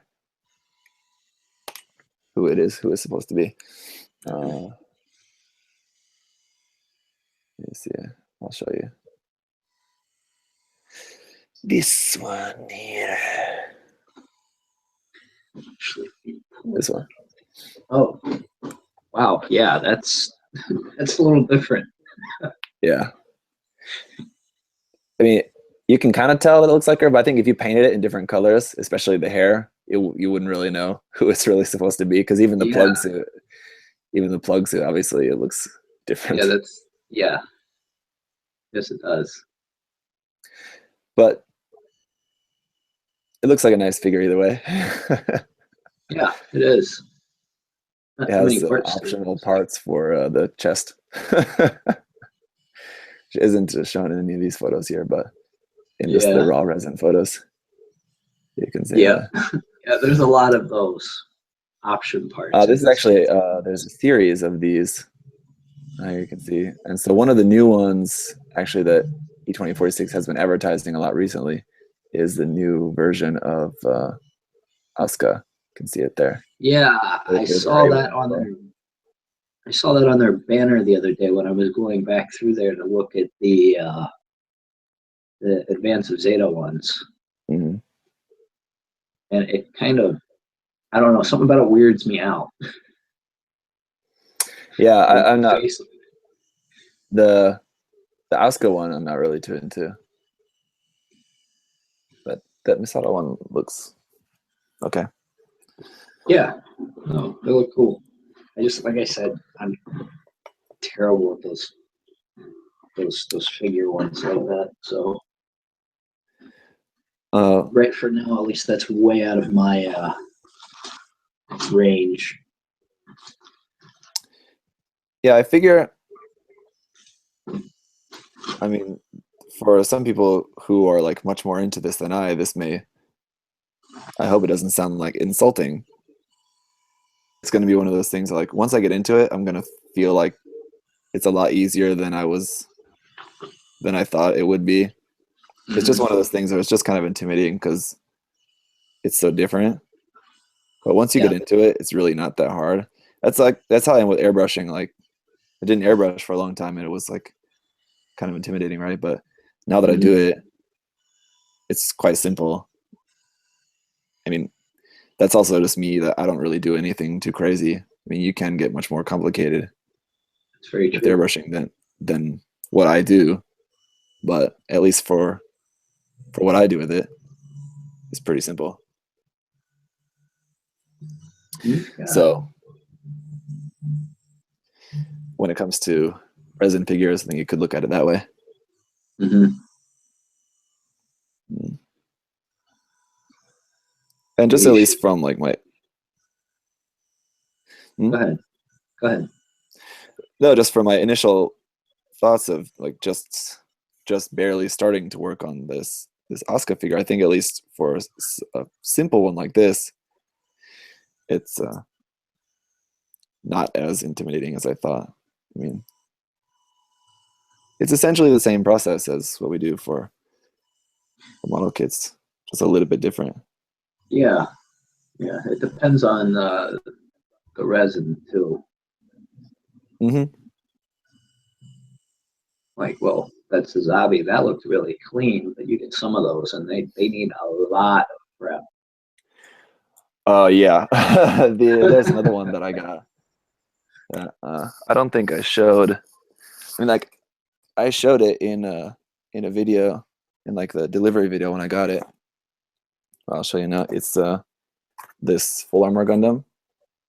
That one. Oh, cool. It's very cool looking, and I think there's a 1/100 scale version actually coming out, which I think will probably be much nicer. But this one, not only does the mold quality not look quite as nice, but there's so many tiny pieces. Yeah. Is that one a full kit or is that a? Yeah, it's a full kit, and just it's gonna be a mess. I mean, like, to get all the details, because there's so much little detail, and the details are just not good in the molding. It's gonna be a lot of work, so I'm saving this for like much more down the line when I'm better at that stuff. But like, it's one bag, quite a lot of stuff there, and this is 1/44 scale, by the way. And the second bag with all those little parts. Oh yeah, especially down in the corner there. Yeah, that's a lot. Yes, it is. So, and like even some of these little tiny parts where like just the mold quality is so not good. Like there's basically like no distinguishable difference between like the gate and the part. Like I don't know which half is the gate and which half is the actual part. So like, not really looking forward to working on that kit later. So I don't know. Yeah.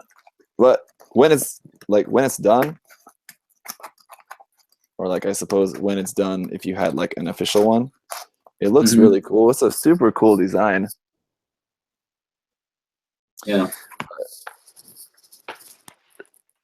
And the thing is too that I think I thought that mine would have come from like the first batch of that, but I guess maybe not, because you would think that like the quality on the first batch would be pretty good, but by how the quality looks on that, I'm guessing that can't be their first run of that kit, or just they really didn't do a very good job. I'm noticing that it can be kind of crazy, at least from what I've heard, because like I said, when I was looking into getting that F95, I started going and watching all the stuff on the resin kits and everything. It seems like you either good batch or a bad batch. Mm. I guess like ideally it'd be great if you could just get like an official one, like an original. Then you'd know. Right. But easier said than done. That's true. In most cases, I suppose. Hey, Alex, what kind of video card do you have now? Video card? Yeah, I saw him ask about a video card before. I didn't want to interrupt you mid-thought. Yeah. It's all good.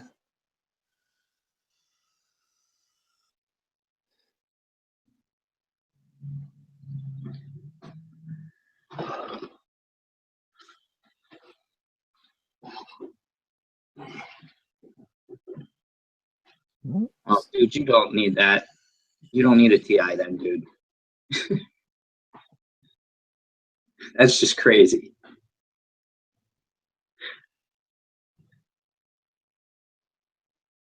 Something with Alex's video card. He's trying to talk himself out of getting a 1080 Ti, which is this big crazy video card, and what he's got's already crazy enough. He doesn't need it.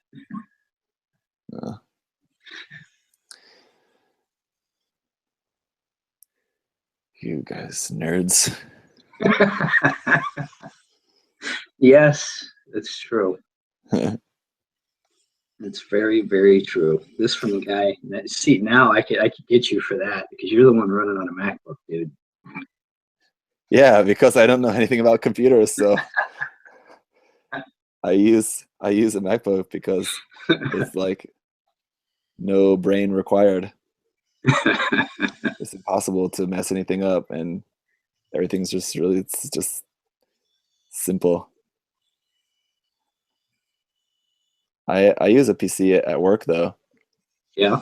But I mean, I just barely do anything on it. Just internet and Microsoft Word. That's all. So that's interesting because here it's always like the schools and like the graphic design that have the Macs. Yeah. Nope. Schools, businesses, everything here is all pretty much all done on PC.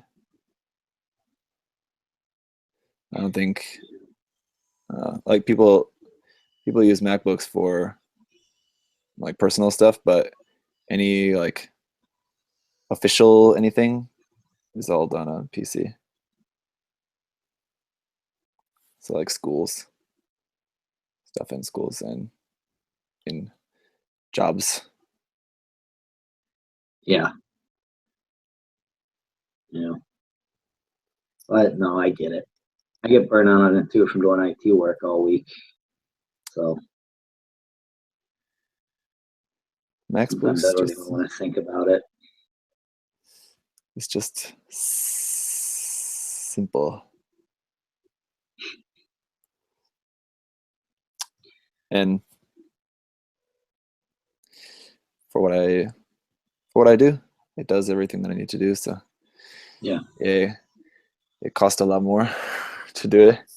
You gotta pay for that glowing apple on the lid, man. Yep. That's how you know. That's how you know it's good. It's got backlighting. But you see so many other laptops from other companies that are like very obviously like copying the like design elements of a MacBook. Oh yeah, definitely. Because they're popular. Yeah, I mean, you can't argue with the style. Yeah, I hate those keyboards. Yeah, Hate them. But no, from what you're talking about, the video editing, the Macs were always good at that. The programs they had were always pretty good with the video editing. So it makes sense. works for me.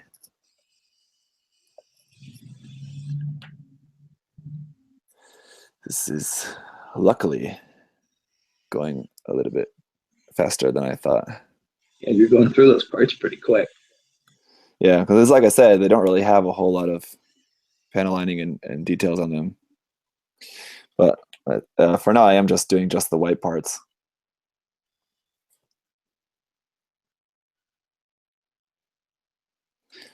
So I will have to go back and go through all these parts again to do other non-white stuff. I started a chain reaction in your chat about the video card, it looks like. Better that than a Mac PC war. That's very true. So as long as they're on that is okay.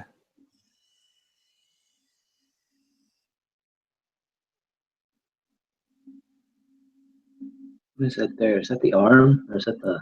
Yeah. I thought that was the shoulder. The arm without the shoulder. Gotcha. I also got a set of, because the kit came with some decals for the XN parts, some water slides for the XN parts, but I ordered a set of water slides from Samuel that are just water slides just for a double riser. So should be covered with that, but that's gonna be a lot too, because there's just so much. The other thing too is that for the decals that I got from Samuel, I don't have any sort of guide for. So I need to get in touch with him and ask him if he has a guide for that, because he sometimes does have reference images for some of his decals like that. Oh, you got a third-party set. I think the decals that he has are based off of the Bandai Waterslide decal set. I think I'd have to look at it again, but anyway, I'm not to that step yet, so I haven't looked at it that closely. But I just know that at the moment I don't have any sort of reference guide for where those decals go. And that worries me. I wonder if you could use the manual from the MG. It's the MG doesn't have all those water slides. It just has some of the, I think, a few dry transfers, maybe, and then just stickers. You know what I mean?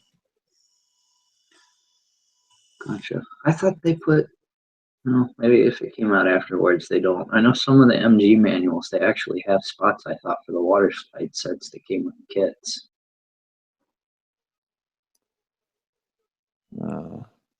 But if they made it after the fact, maybe not.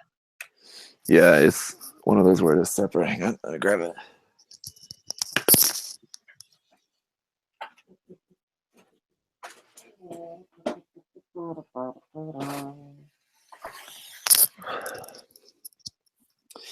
So it comes with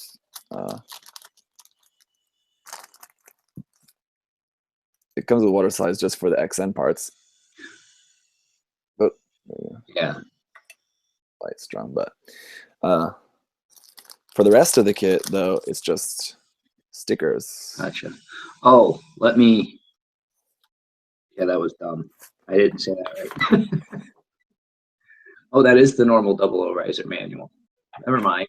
Okay, I was gonna say I meant the 00 riser MG manual. Yeah, it has that, but because that kit doesn't come with water slides, the manual for that is just showing where to put the stickers and dry transfers. Gotcha. Where this is the waterslide decal sheet from Samuel is a little bit more complicated. Yeah. There's a lot more on that. So wow. A lot of it is big like sheet. the little lining Mhm. parts. Those Yeah, here on the the top, the white. blue and white ones. Yeah. hmm White lining on blue parts, blue lining on white parts. Hmm. So yeah, that's it. Not quite to that step yet, so haven't worried about it too much. But then I've got this base where I think I showed you this before, actually. Maybe. Yeah. Yeah, that was cool. Yeah, I actually went back and watched some of your really, really, really, really super early videos where you did your desk. Desk? Yeah, Showing my your desk? workbench there Yeah. with your compartment and everything in it. It's not as useful as it seems, just because my computer is always there on top of that. Hmm. And but basically it's just storage anyway. Hmm. So the stuff that I keep on under in that compartment is stuff that I don't use very often anyway. So it's okay.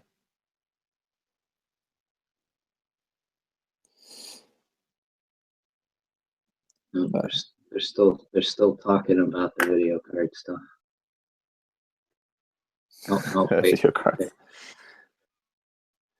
Whatever. No. Yep. Did you ever think of now that you're doing the resin? Did you ever think of doing a Dragon Ball one? A Dragon Ball Resin kit? Yeah. Yeah. Actually, that's another one that I have an open tab. Actually on my phone though, but I'll show you here.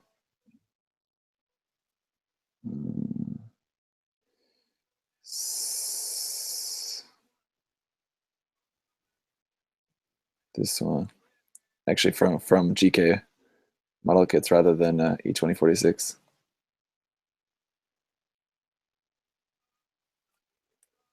This one, Videl. Oh, that's cool. I see. I haven't seen that one. Obviously, on the phone it's harder to see, but No, it's coming through pretty good. I when it comes, I think I've talked about this before. When it comes to like Dragon Ball figures, and I have a few. There's like the Right. PVC statues. I like them more in not in like badass fighting poses, but just like more casual Mhm. stuff. It's more interesting Yeah, because I think that that's more true to Toriyama's style. it's I mean, very true. obviously, he draws all the battle fighting scenes and everything else like that too. But what I like about his style is the more casual stuff. Hmm. So figures and things that like capture that of Toriyama characters Yeah, he is does more some to my cool style. stuff. I like Toriyama's stuff in general. I mean, And it just so happens that for that particular style of posing, they really don't make too many of those for like the male figures. yeah, it's usually the power up and the, hmm like you said, the attack poses. Yeah, it's for like just casual clothes and like casual posing. It's usually just the female characters like that, You know. which is all good. I mean, there's some cool ones. There's another one of Android 18 that I had been looking at as well too. Did you? I don't know if you kept on it. Have you seen? What they've got the fighting games for that. Have you seen that new character they had him design? Another android. I don't think so. I may have seen it, but I don't remember. It didn't leave much of an impact if I did, because I don't really remember. It's like some basically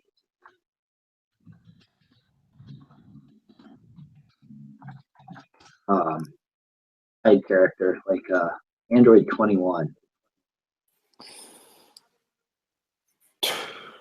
I'm trying to find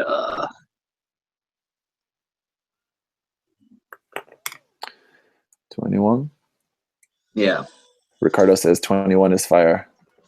Yeah, she is. Oh no, I haven't seen this character before. Yeah, it's a new character they made for this game. It's like another one of those alternate reality side story future spin-off things. Well, like 18 and 19, she's got that huge forehead. Yeah, he does that a lot in his characters. Yeah. Because he did Yeah, that's true. Oh, he did all of the Dragon Warrior games, or Dragon Quest, they call them now, and the original name. And then, one of the best games ever, he did Chrono Trigger. Mm-hmm. Mm-hmm. Not really too into this character. The look with the glasses and like the costume, like that just looks like a character like from The Incredibles or something. Something like that, or like a Disney animated TV show character. So I didn't really read too much into it. I just kept seeing it come up on the feeds. I think she's supposed to be another scientist. Like the guy, like she made some of the androids and turned herself into one or something like that.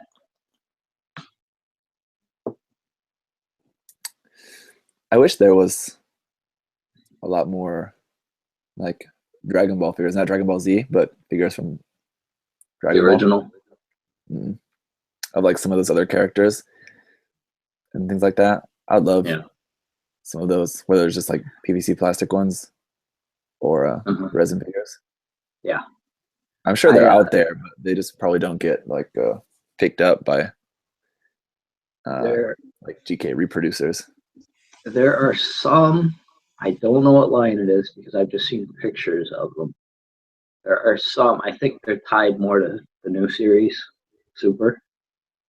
But there's one of Shenron that looks really cool. Like this big crazy pose where it's like curled around and then it's got like a clear base to hold it up. The just like a lot of those even like the enemy characters, because basically the whole Dragon Ball series is just Goku beats people up. Pretty much. Goku travels the world and beats people up. Whereas Dragon Ball Z was enemies come to Earth and the Z fighters beat them up or get beat up. But a lot of those like enemy characters and the friends that Goku meets briefly in the original Dragon Ball series are just really charming looking characters. You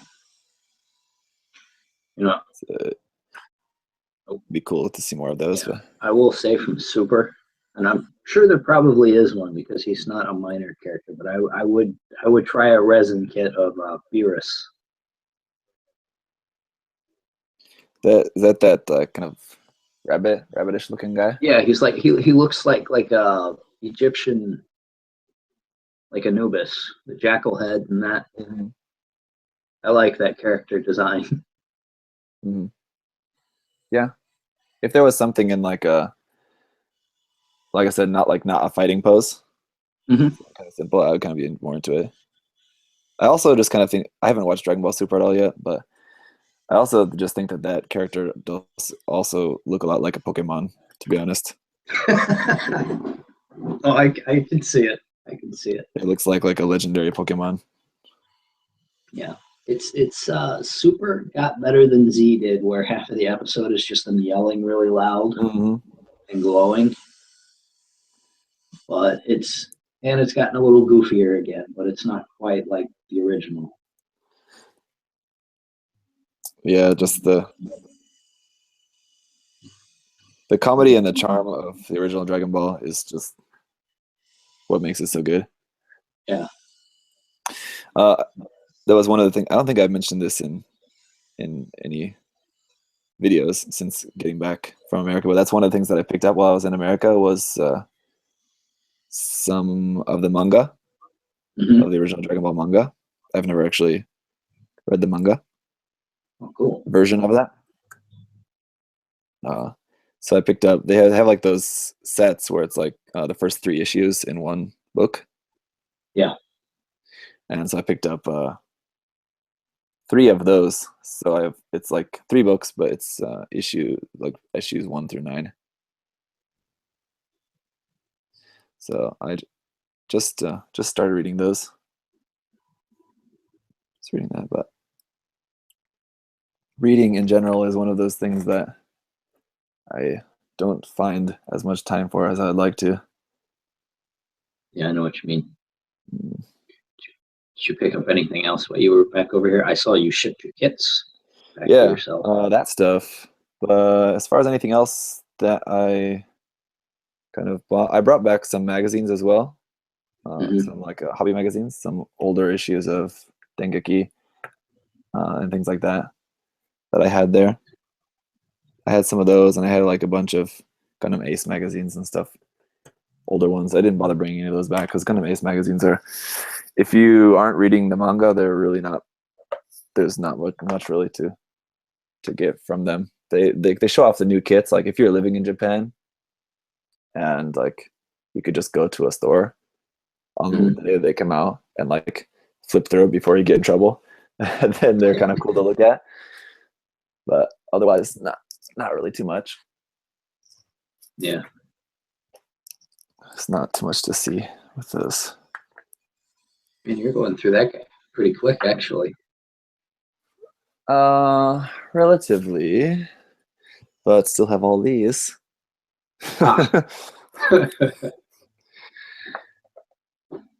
Those already that came was in pretty much totally. Yeah.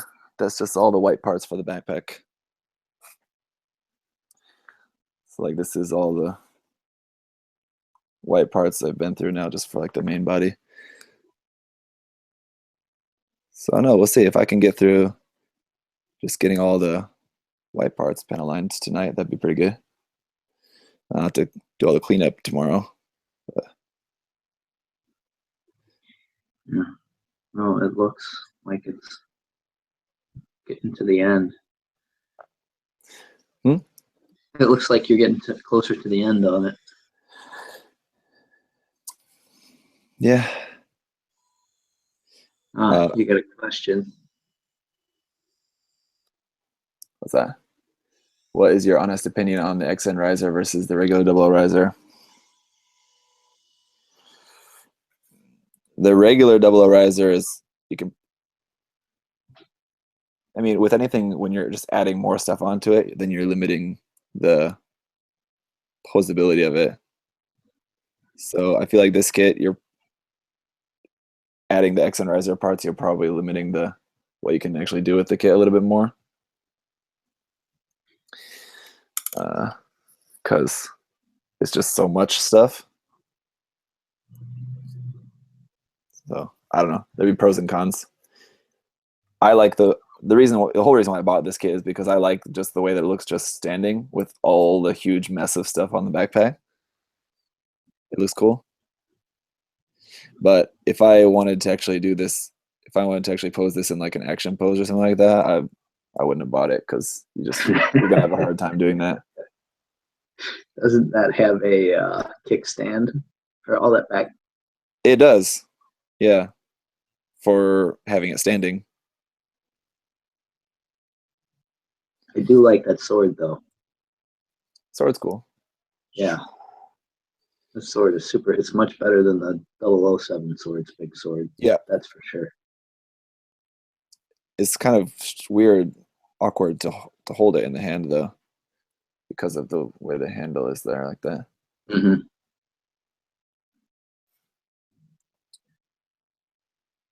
I should say, I mean, like when the two halves are connected together, because then the handle is in the center. Mm-hmm. Then it's a little bit hard to. When you just got one separately like this, it's fine. But both halves have that handle. though, Mhm. right? Yeah. If you want to hold the big sword, it's a little bit tricky. But as I found out in the review, it actually can do it pretty well. Let's see, do you like the upcoming Cherubim Saga? Huh, looks cool. I don't know a lot about that one. I do actually. I've never really been a big fan of the Cherubim in general. I think one thing that I really like about it is just the guns. They're kind of like based off of like realistic rifle designs, kind of, but like Mm-hmm. 00 GN versions of the like assault rifle kind of thing. So they look kind of cool. Yeah, I mean, I know the Cherubim was the Saga in one of the side stories. It's the Build Fighters thing. Is that all it is? Is a Build Fighters thing? I know some of those kids Mm. got a bunch of side story upgrades and stuff. But Yeah, I think you're right. Yeah, there was something like that for that. I don't know exactly either, but yeah, like, you're right. wasn't the XN in one of those two in a manga or something? That I believe is just the side story manga.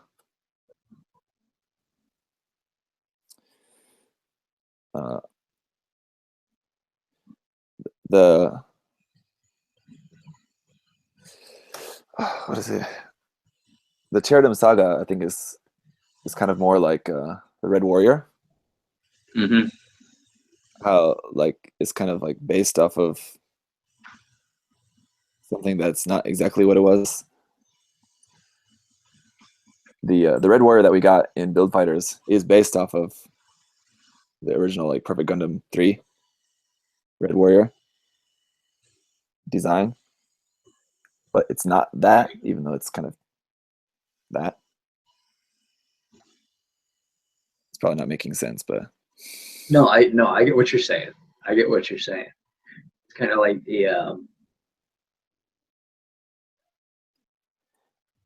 I mean, a Cherubim Saga exists. Yeah, I think like what you're saying, it exists canonically already. But what we're getting is the Build Fighters version, which is basically the same thing, though. like what they did with the crossbone. Yeah. How it's basically just the crossbone full cloth, but Mm-hmm. yeah.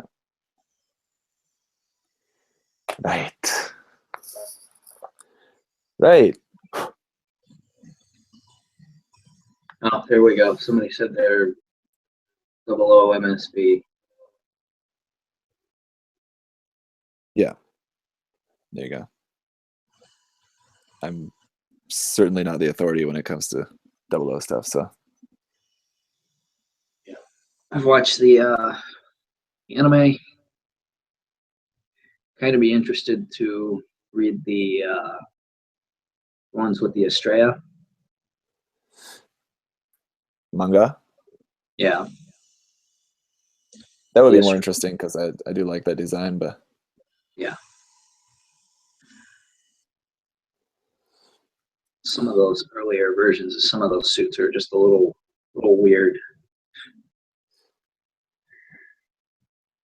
yeah, I watched the series and liked it fine.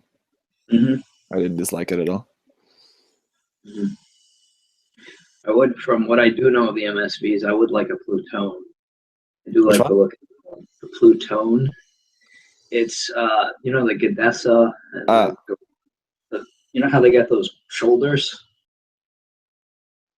Yes. like I know. around it? It's like, I think it's supposed to be the one that they took to make those. But a Gundam. It almost looks like if I'm thinking correctly, it almost looks like it's like a Advance of Zeta Gundam 00 crossover kind of thing. Kind of, yeah.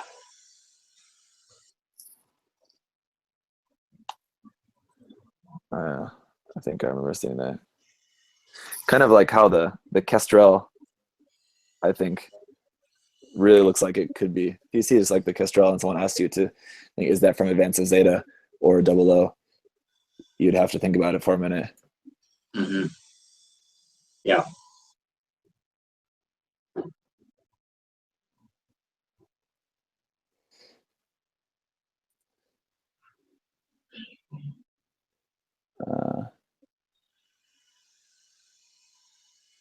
Like here, I'll just show this for anyone who may be unfamiliar with that. This is a Kestrel. Looks like this. It's like if you told me that's from Double O, I mean, yeah, looks like that, basically. Two, what this reminds me of is the F90. No, I guess I could see that just because of the weirdness of it. It's the shape of the torso and the shoulders. Yeah. The back, no.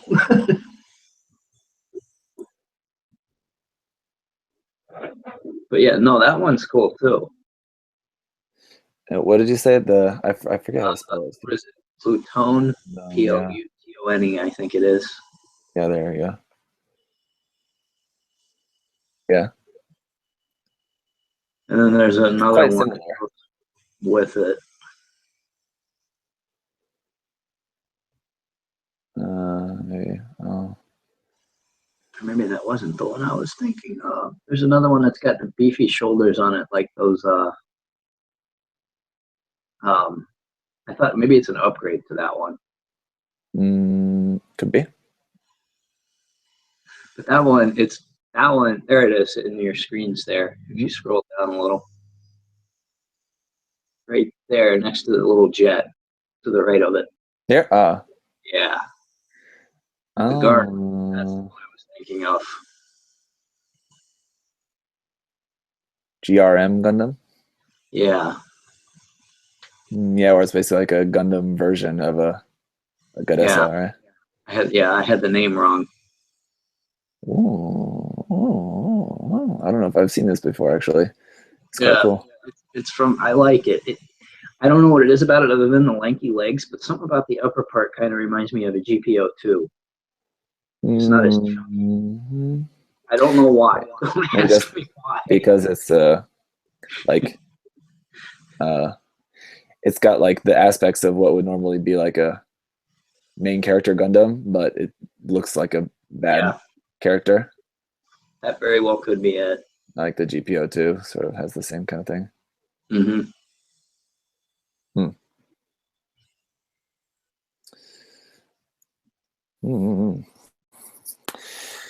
So basically, I just wish.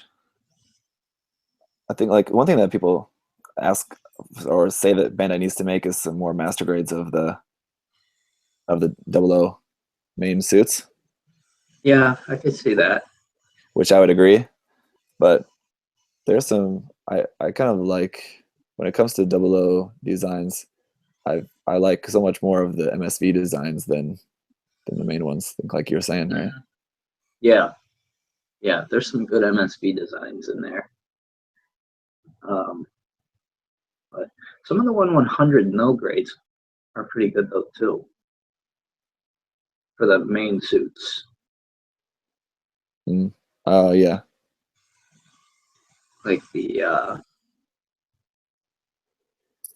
what is it, the Arios and all of those. That's true. Somebody put in the comments about an Estrella P Bandai set for the perfect grade. That'd be cool. Yeah. Maybe. I would definitely want that. I don't know if I would buy. I like this Estrella, but that's going to be expensive. Especially if they did the red one. The white one I could see because they could do just a part set like they did with the other one. They do like to seem to do those part sets for those big perfect grades. They did that. What was that? The whole clear runner for was that the Double O? Recently, the clear body set for the Double O Gundam, yeah. Double O Riser. They did the clear Trans Am they already had a clear armor set for just regular double eraser, but they did a clear Trans Am version recently. That's what was new. Mm-hmm. The clear Trans Am version, and then just the like gloss injected Trans Am version. Mm. Which, if it's anything like the real grade, which I'm sure it is exactly like the real grade gloss injection actually looks quite nice. I don't know how that would look in 160 scale though. Probably not as nice, but in 144 scale, it looks quite good. Plus, that kit was not cheap. None of those are. That's like I don't have I have an MG Unicorn, but I don't have any of the other scales. I really like that Final Battle version, but it's so much. The PG? Yeah. Yeah. How about the P Bandai Accelerate GNX? I don't like the skates. I ordered that. Did you? Yeah. Yeah, the skis, whatever on the feet are stupid, but you don't have to use those, so I won't. Yep. And the what was that? They took some of the chest pieces and put it on a gun as like a little grabby claw. That's kind of weird. Other than that, it looks cool. I like the head on it. I'm cool with that. Yeah. I kind of like pretty much everything that they did with like reassigning the parts.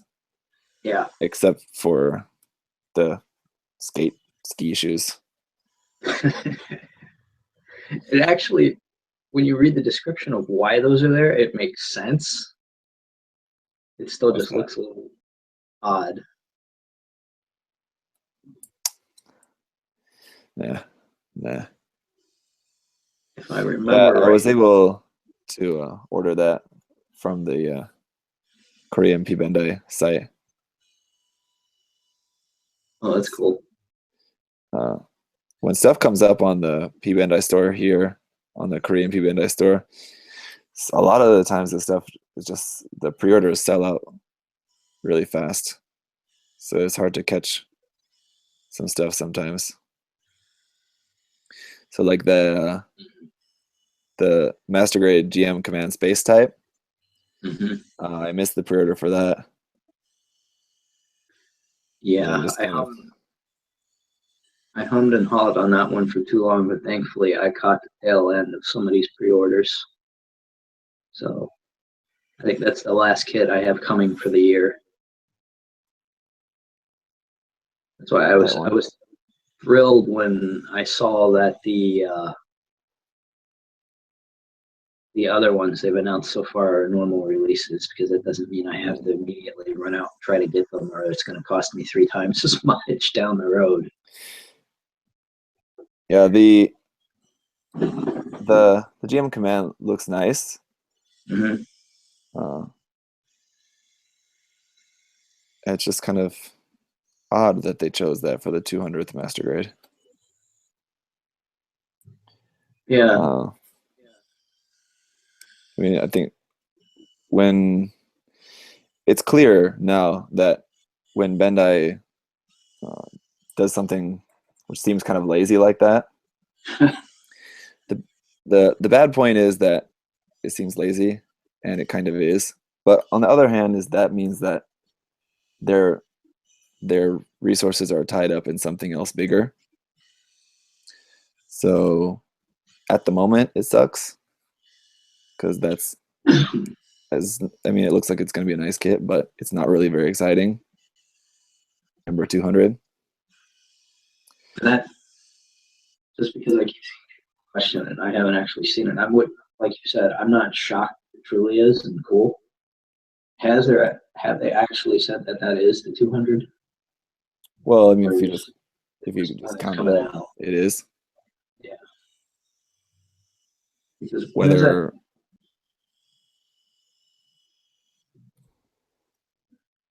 just counting the normal release MGs, it's number 200. Yeah. That's all. That was January. Hmm? I think that's January. Yeah. Of course, the Exia. When is the PG Exia? December 2nd. Okay, so yeah, that makes sense then, because I was trying to think, well, what's December, but I wasn't thinking about the other scales. Yeah, so no big master grade in December.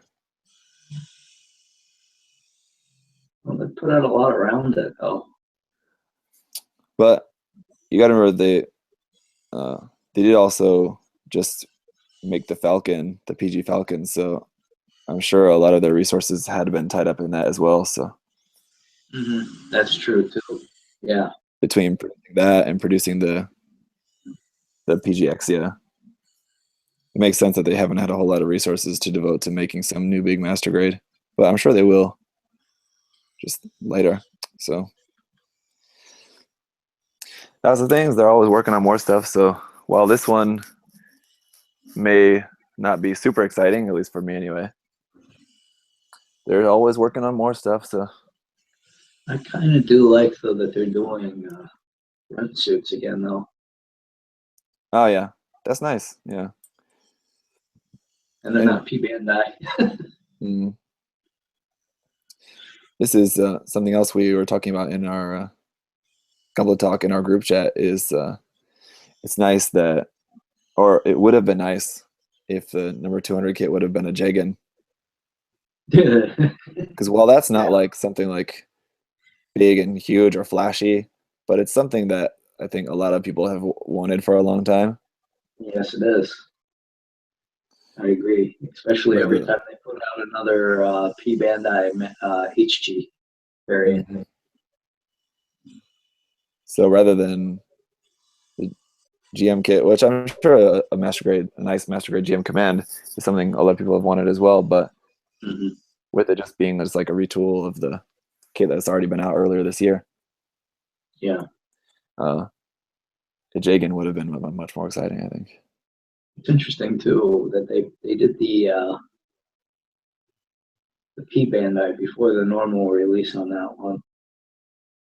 Yeah, very strange that they didn't make that a P Bandai release. I really don't understand that, but I guess they figured maybe one of them had to be a normal release, because they've been doing that a lot with the gyms lately. All the variants have been all the recent ones I can think of have been P Bandai. This has been a good year for gym fans. Yeah. Got a lot of nice ones. HG and MG. I still want to get a cannon. Jim Cannon? Yeah. I do still. I like that design. I kind of wanted the North America front one, but now seeing the colors on it, it's so much more bland than the red and black one. I saw someone on Instagram today. I posted a picture of the black local type HG kit that I just snapped up the other day, and someone asked, "What would the South American type look like?" Because it's the North American type. I thought, it's interesting. Interesting question. I mean, I guess it would just be just some different color, right? But yeah, well, the colors. Yeah, I was gonna say, because the colors aren't on those. It's not like there's a set color scheme for the North American types of stuff. The gym's like grays. It's just different shades of gray for the gym cannon. I think it was not the question itself that was funny, but it's like the absurdity of the thought. Yeah. Yeah, I know what you mean. Like, are you getting that gold one? Gold local type? Yeah, I forget. What is it? The test one? Yeah, no. If it came with water slides, I would have, but just stickers, it's not worth it. It's just to recolor with different stickers. There's nothing makes it worth buying for me. So really wish that they would do, because like when they have P Bandai master grade kits, they usually are including water slides, but for HD kits they don't. Yeah, I've noticed that with the ones I've just gotten. Yeah, really wish that they would. I would buy more P Bandai HD kits if they did. Yeah, that's the one weird thing about Gunpla is the stickers. Yeah, Like compared if to you other types of model model. kits like tanks and planes and stuff. Water slides are pretty standard. Mm-hmm. I mean, I get they figure that stickers are easier to apply, so it makes them more accessible for smaller kids and stuff. But At least just like put them in there, and if kids don't use them, then whatever. I'm sure. Yeah, A lot more people would just be happy to have them. It's better to have something nice that some people won't use than just not have them and have some people wanting them. right. That was actually that reminded me last weekend for some of these kits I'm working on. I might talk to Samuel at some point about getting some decals made for one of these. I actually, since I'm in Ohio, north of here is the big museum for the Air Force. Mm-hmm. Right, Patterson. Yep. That's it. Yeah. And I intentionally made sure I went around in my mind and took pictures of like some of the old like pinup girl nose art and stuff. Mm-hmm. Some of the old World War II planes and stuff to see if I could use any of that, or like some of the emblems for squadrons and stuff that like pilots come up with. See if I can find anything interesting in all those photos that I took for like an ace pilot suit or something. To make some decals out of. Yeah. Make it a little bit different anyway. I have a bunch of those kind of custom, I'll use air quotes. My hands are busy, but use air quotes on the custom decals that I ordered from Samuel, just using some of their like Metal Gear Solid logos and things like that that I need to use. But most of those I think are for what the idea I had for most of those is just for using for like fun, quick HG builds. Nothing like too big or crazy, like something like this. Yeah. That I want to keep like canonical. Right.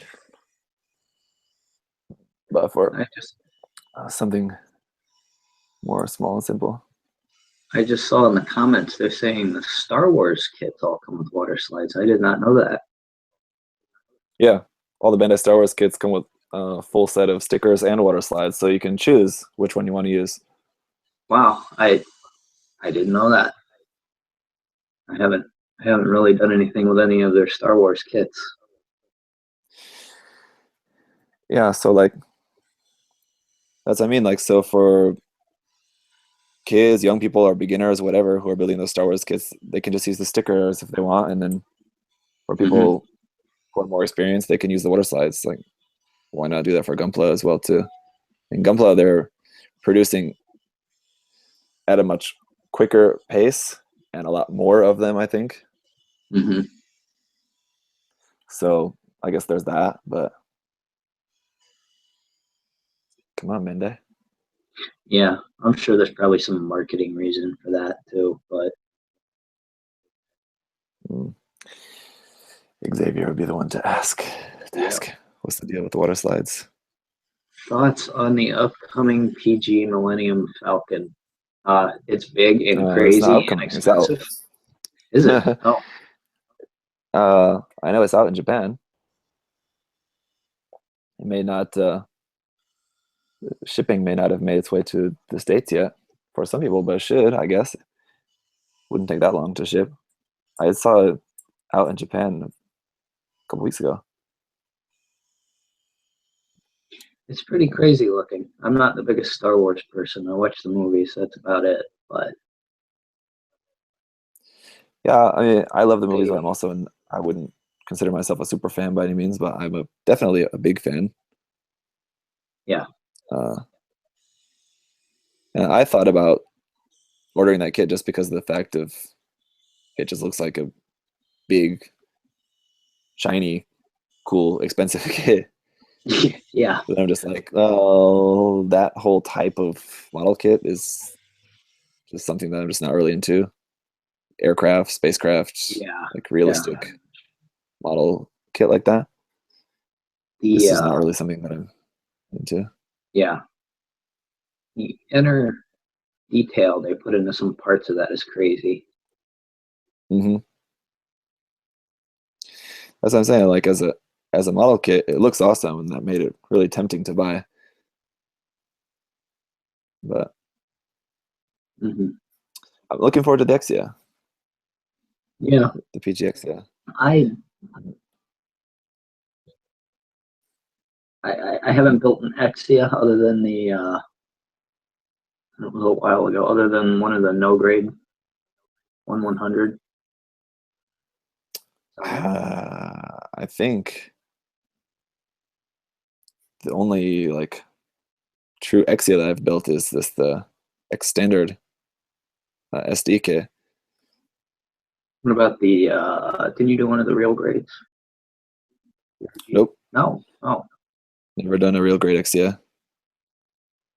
I heard the little Just clear plastic on that was a pain. yeah, just that's what I'm saying. Just never really been a big fan of the Exia. I've built the Yeah. HG Astria, which is essentially the same thing for the most part. Right. Mm-hmm. So I've kind of built the HG in that sense.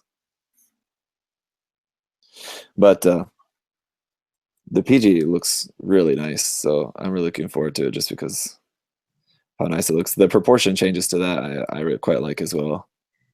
It's got the really bulky thighs, small feet. Alex knows what I was talking about with the little plastic pieces. Which one? The little clear plastic on the real grade. Oh yeah. I know what you're talking about. For like the ribbon kind of part. Yes. Yeah, I remember hearing that. It was kind of annoying, but especially for the PG, with that being like for carrying the LED light, I'm sure it's going to be much thicker and much more substantial and just nicer. Yeah. Mm-hmm. Yeah.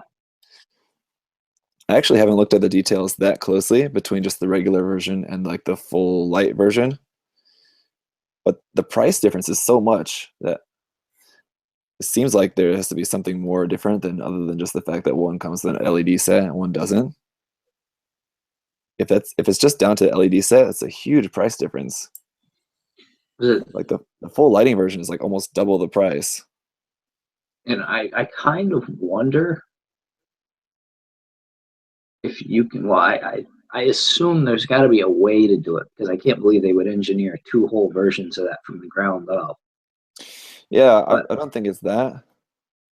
But what I think is kind of strange about it is that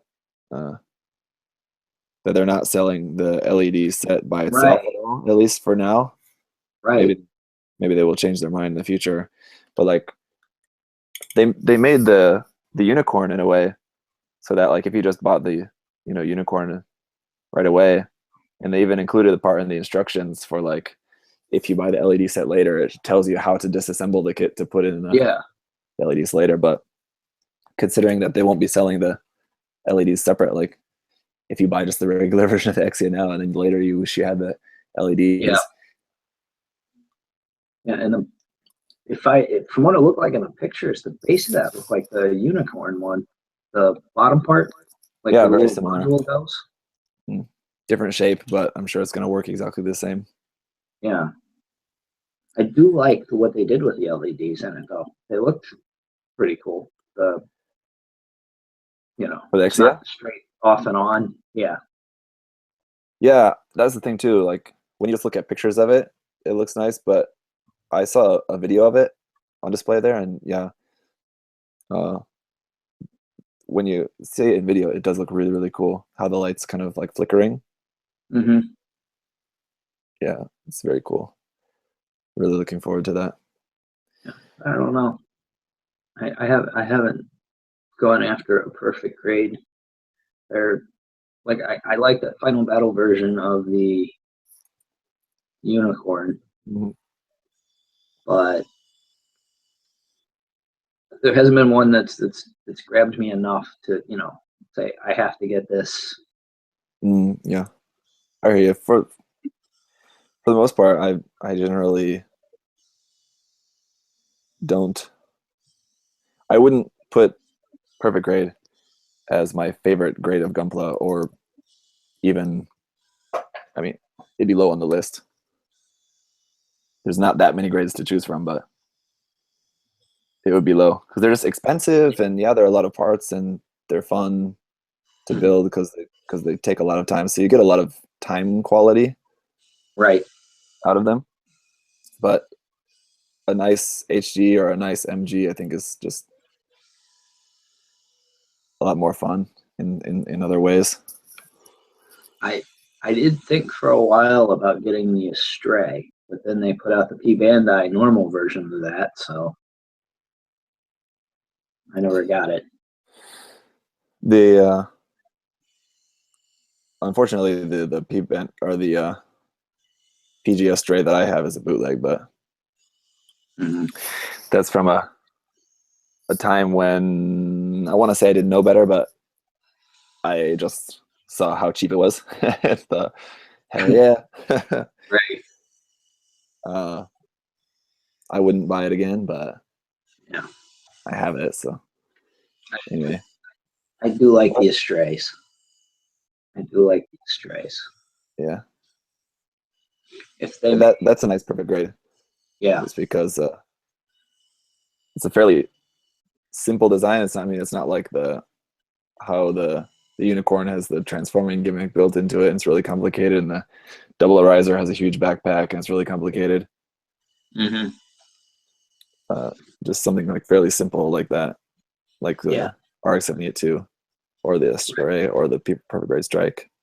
Yeah, I was gonna say that the strike without the backpacks. That's also on deck to be painted here. Oh, cool. Now, saying that, review it. Whichever one they make, whether they make an MG, or they make an MG or PG,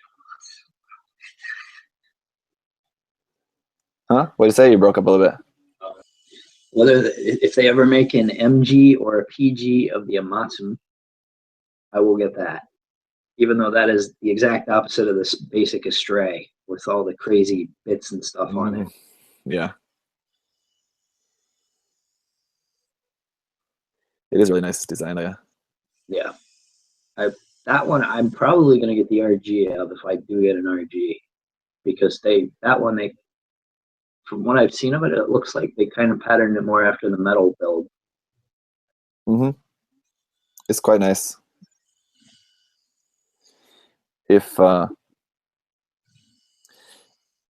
you're okay with like, if you got that, you'd want to paint it and everything too? The real grade? Or like just snap it up and leave it like that, yeah. Did they make that one shiny? Yeah, the gold is like molded gold, and the black is like a gloss or like a super glossy black. It's not injected; it's like coated and molded. Just the plastic itself. Yeah. Maybe, I don't know. I definitely wouldn't touch that frame. Well, that's my point, is that depending on what you want out of the kit, if all you want is you just want to buy it and snap it, then never mind. But if you're just interested and if you are interested in painting the kit, I mean, I have mine that's already snapped up, but I'll probably never get around to painting that, and in which case I'll just sell you mine for like virtually nothing. But it's already snapped up, so if you want that, just let me know later. Yeah, I'll have to think about that because I've never done an RG frame before, so Painting?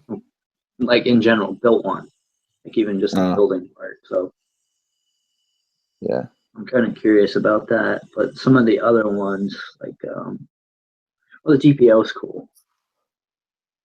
The PG? And the real grade. Both of them, they both look good. Yeah, that's another one. I have the real grades, both of those. But those I haven't even snapped up yet. Yeah. There's been times when I've contemplated selling those as well. I kind of go back and forth. I agree that they do look pretty nice. Speaking of those, though, I would like some newer versions of those master grades. I didn't really think they looked that bad until I put them next to the GPO 4. Oh God. Yeah. Like that. Those are very high on my list of what I think Bandai should do 2.0 master grade kits of. Yeah. The GPO series is right up there. Me too. And a camphor. I would love camphor.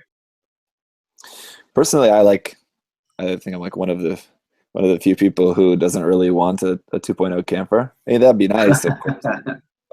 There's many other things I would prefer before a camphor. I quite like the look of the original MG camphor. Oh no, that's a good kit. I have one. I've built it. Well, maybe a Katoki. I'll put it that way. Yeah, I'm sure it'd be cool. Just because that's just to see what he would do with it, like he did the Sazabi. Yeah, that would definitely be cool. I think that could apply for a lot of things. Yeah, no, that's true. Like the Easy 8, the Alex. Yeah. Speaking of the GPOs, have you looked at that Gundam Moon stuff at all? I just saw Henry's tweet of that. It's like a EFSF looking type Sazabi. Yeah. I'm curious. I haven't looked at it in any more detail yet, though. I'm curious if that's going to be like what that is. Yeah, someone brought up a really good point that I didn't even think about on my Facebook page, commenting about that. Was that I guess we don't know yet. I don't know. Like I said, based on the new information that's been out today from that, I haven't looked at it yet, but we don't really know much about the story at this point, as far as I know. But yeah, it'll be interesting to see if it's related to the moon colony where they go in Double Zeta. Or like that one episode of Double Zeta where they visit that weird colony. And I had totally forgot about that. Yeah. But when I saw someone mention that in the comments on my Facebook page, I was like, that would make a lot of sense, actually, and that would actually be quite interesting. The chat's after us. Notice us. You guys need a real Bandai distributor. They're off talking about stuff. Yeah, and then just out of nowhere, I just saw that. Notice us. How about you notice me? Busy. What's up? What do you want? If you want to ask a question in the chat, please put it in all caps, and I'll go for it, guys. We're just talking until we see something pop up over there anyway.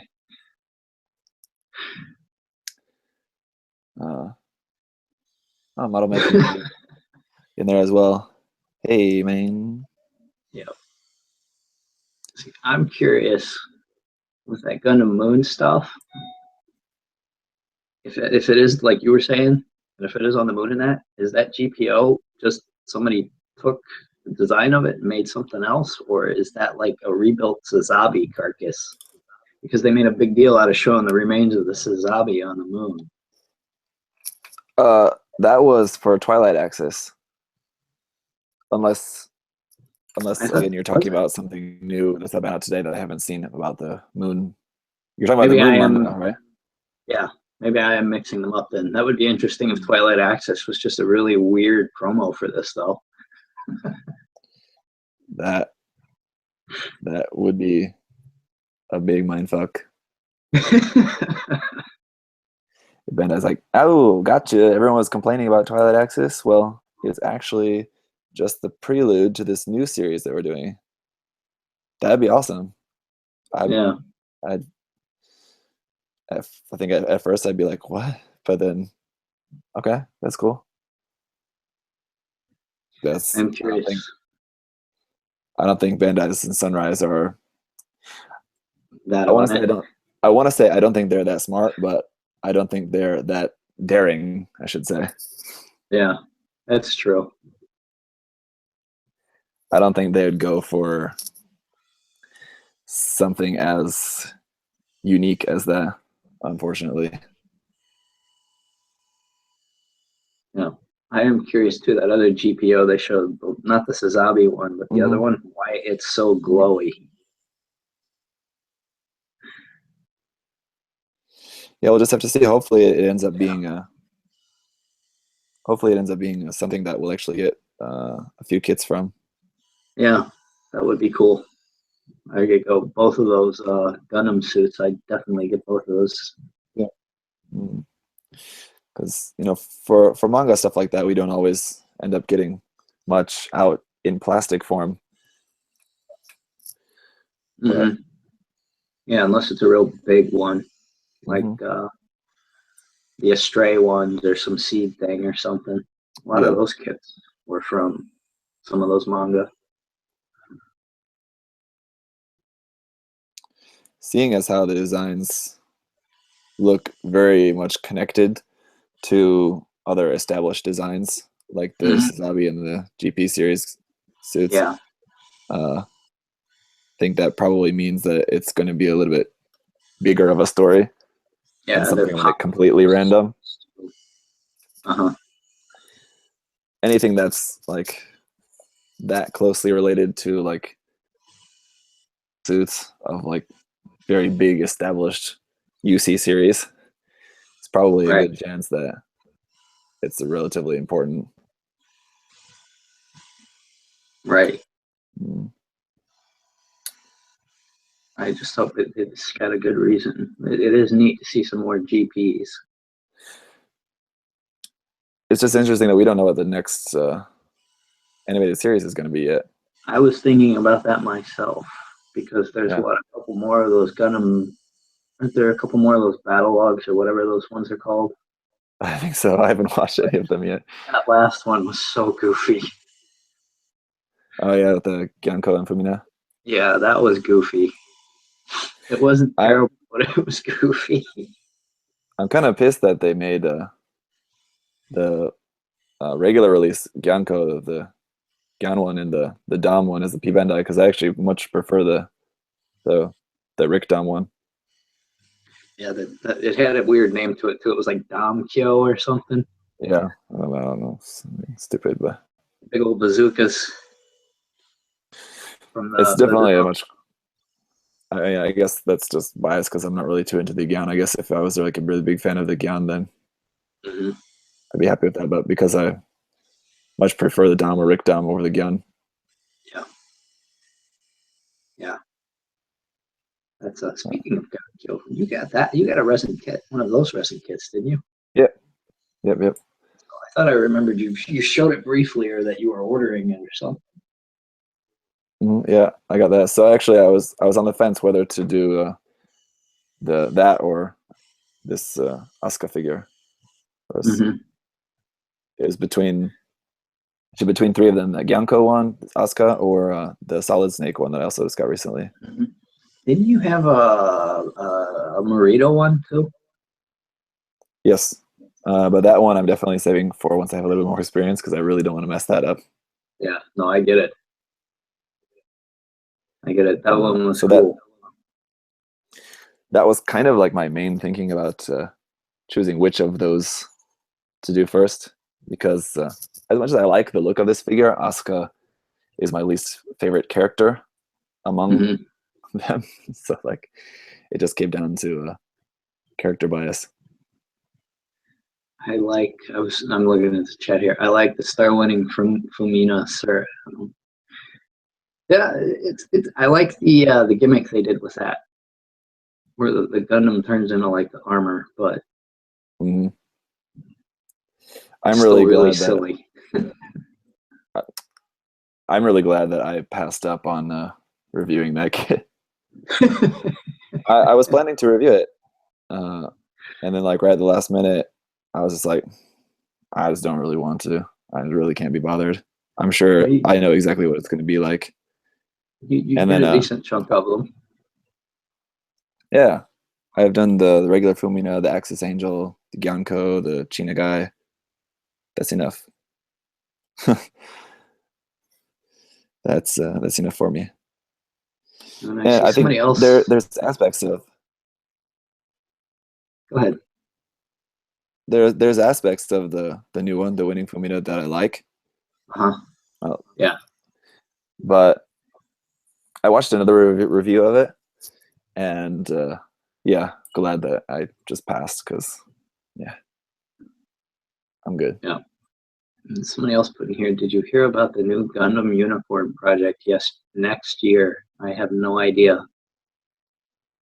The only thing I've heard about Gundam Unicorn related is the new manga,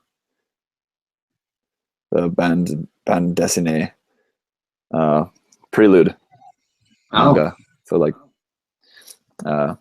featuring like the Shinanju Stein before the UC series started, Unicorn series started, I should say.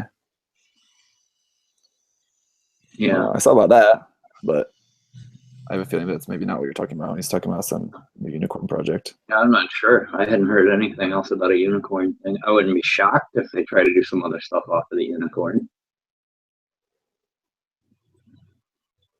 I know that Gundam Moon is around there. Yeah, right. It's supposed to be, Timeline-wise, yeah. Which is another reason why I think that it might be related to that moon colony from Double Zeta. It wouldn't be too, yeah. Double Zeta and Unicorn aren't too far off in terms of timeline. Yeah. I guess. There was that other that series that I showed you, that design from the last time. That was like around that same time too. Which one? Right after Unicorn. That one I showed you, that that G first design. Yes. That had the it was basically a redone mass production new. Yeah. That was around that same time period too. They seem to be hitting that time period right after Unicorn now with all their stuff.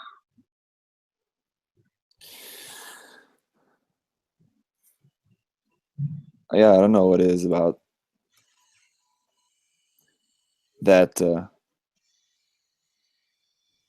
that era. I think I don't know what it would be. I think that makes that era of the UC timeline kind of attractive.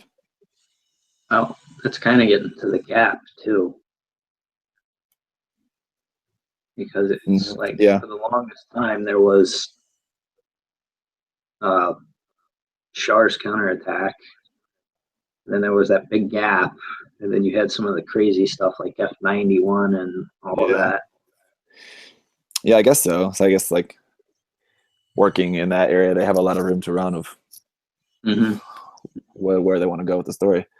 So I guess that could be one of the things that would make it attractive. So yeah, I guess that's what Unicorn was, that, right? Yeah. They could basically just do whatever they want. Well, Unicorn too, I kind of wonder if originally Unicorn was to try to get them, because they made a big deal at the end.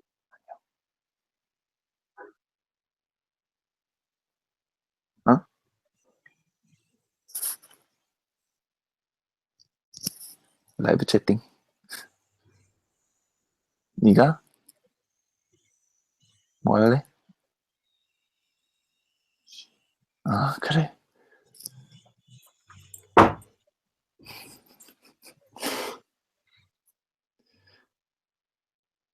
My wife's not sleepy, she said. What's she doing, by the way? How is she? Yeah. Good. Good. We're pregnant, so a little extra tired, a little extra achy, Yeah. but not at the moment, apparently. This is actually the last piece. Oh, cool. So somebody in the chat before asked about the white Sananju, the Build Fighters one. Oh yeah. Yeah, there's that. I won't be getting that. The new weapons and stuff that it has do look kind of cool, but Honestly, they remind me of the weapon that has. yes, so. Yeah, actually, I just finished the last piece I'm doing, so. Okay. 잠깐만. Yeah, what about that? The weapon that it has reminds me of that. XN. Yeah. That P-Band HGXN or what? This XN? Yeah, the weapon. Yeah. The sword. So also it's a little bit similar to the Accelerate GNX. What is that? Accelerate GNX, right? We were talking about before, too. Yeah. A little bit similar to that, I guess, in just kind of like the general shape of like the claw-shaped sword kind of thing.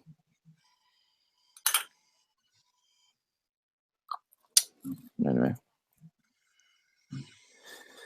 So tomorrow I get to clean this up and then do the black panel lining on the red and blue parts. Luckily, there's a lot fewer red and blue parts and gray parts.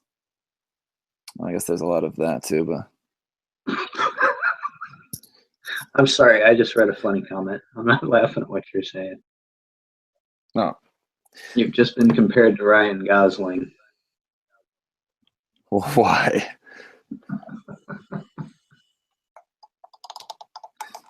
That's weird. Why?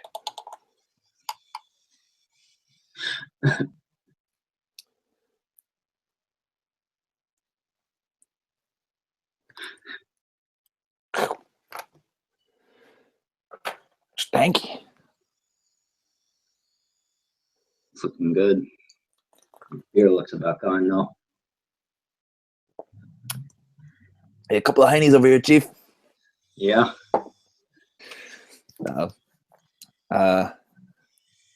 Been pretty much sticking to either Asahi or Kirin. It's Japanese beer, but today I just went up to the corner store here and they didn't have what they had. So Asahi in like regular small cans, but it's like well expensive for that.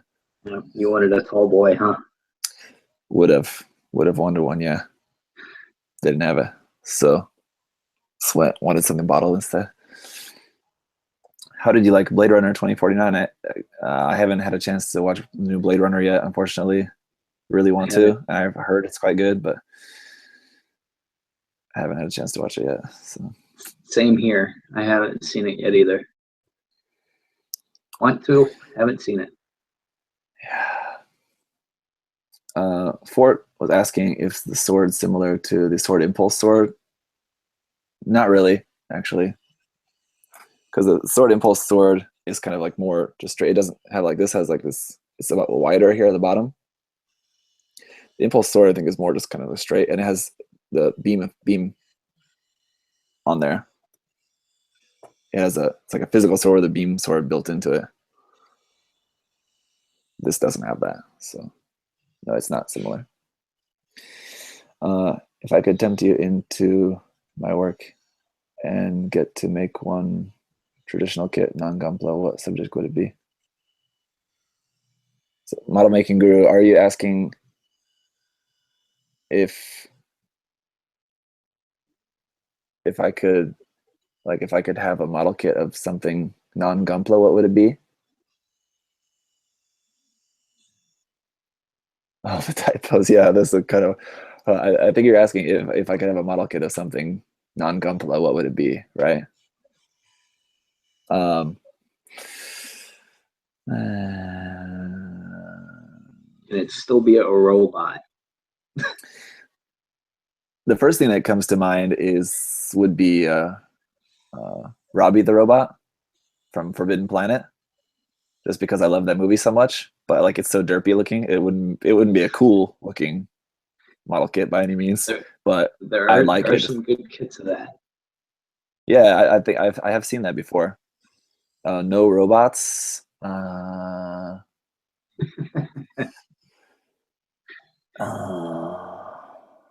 It's really annoying because I was actually just thinking about this just recently. I remember there was something in some movie that I was thinking like, man, I really wish they made a model kit of that. But now I can't think of what it is. I think the tank from Ghost in the Shell. The tank at the end of Ghost in the Shell would be cool to have a cool model kit of that. They do have other Ghost in the Shell kits from standalone complex. Hachikomas. Yeah. A lot of those. But and I've seen a resin.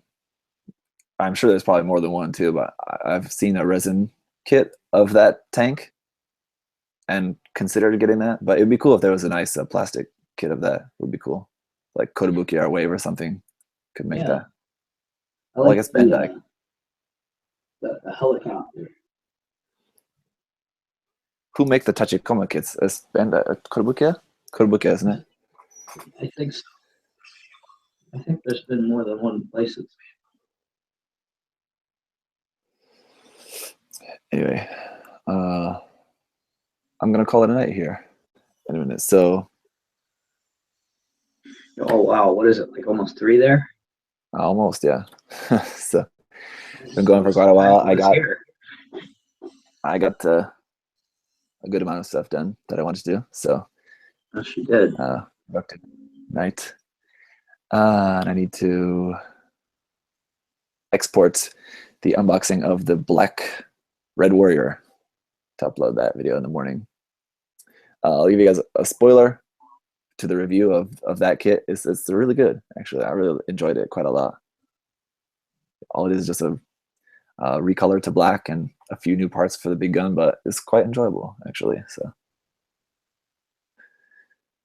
I'll have that review up next. Anyway, that's cool. Thanks for hanging out, everybody there in the chats. Alex for moderating. I know you guys, Governor, Model Making Guru. I think Jim was in there for a while as well. Try to prime another other fellow YouTubers, I should say. Yep. Everyone else there, of course, too. And Adam, of course, as always. Yep. Thank you, guys. This is cool. This has been fun. And you guys in the chat, come on, give Alex and Zach here some love. Put some money at them. Yeah, Alex. Alex as well too, because he doesn't actually get anything out of monitoring my chats except for just being a bro. So yeah, thanks, Alex has got a good channel going now too. Yeah, you guys follow his channel too. Yeah, just about to start working on his mega size Zaku. So push him, make sure he puts a lot of time into that. Don't let him do anything too easy. All right, guys. Yeah. Well, you can still get some subs out of us, Alex. Yeah, go sub. All right, guys. Till next time. See you guys later. Thanks, Zach. Stop being bad.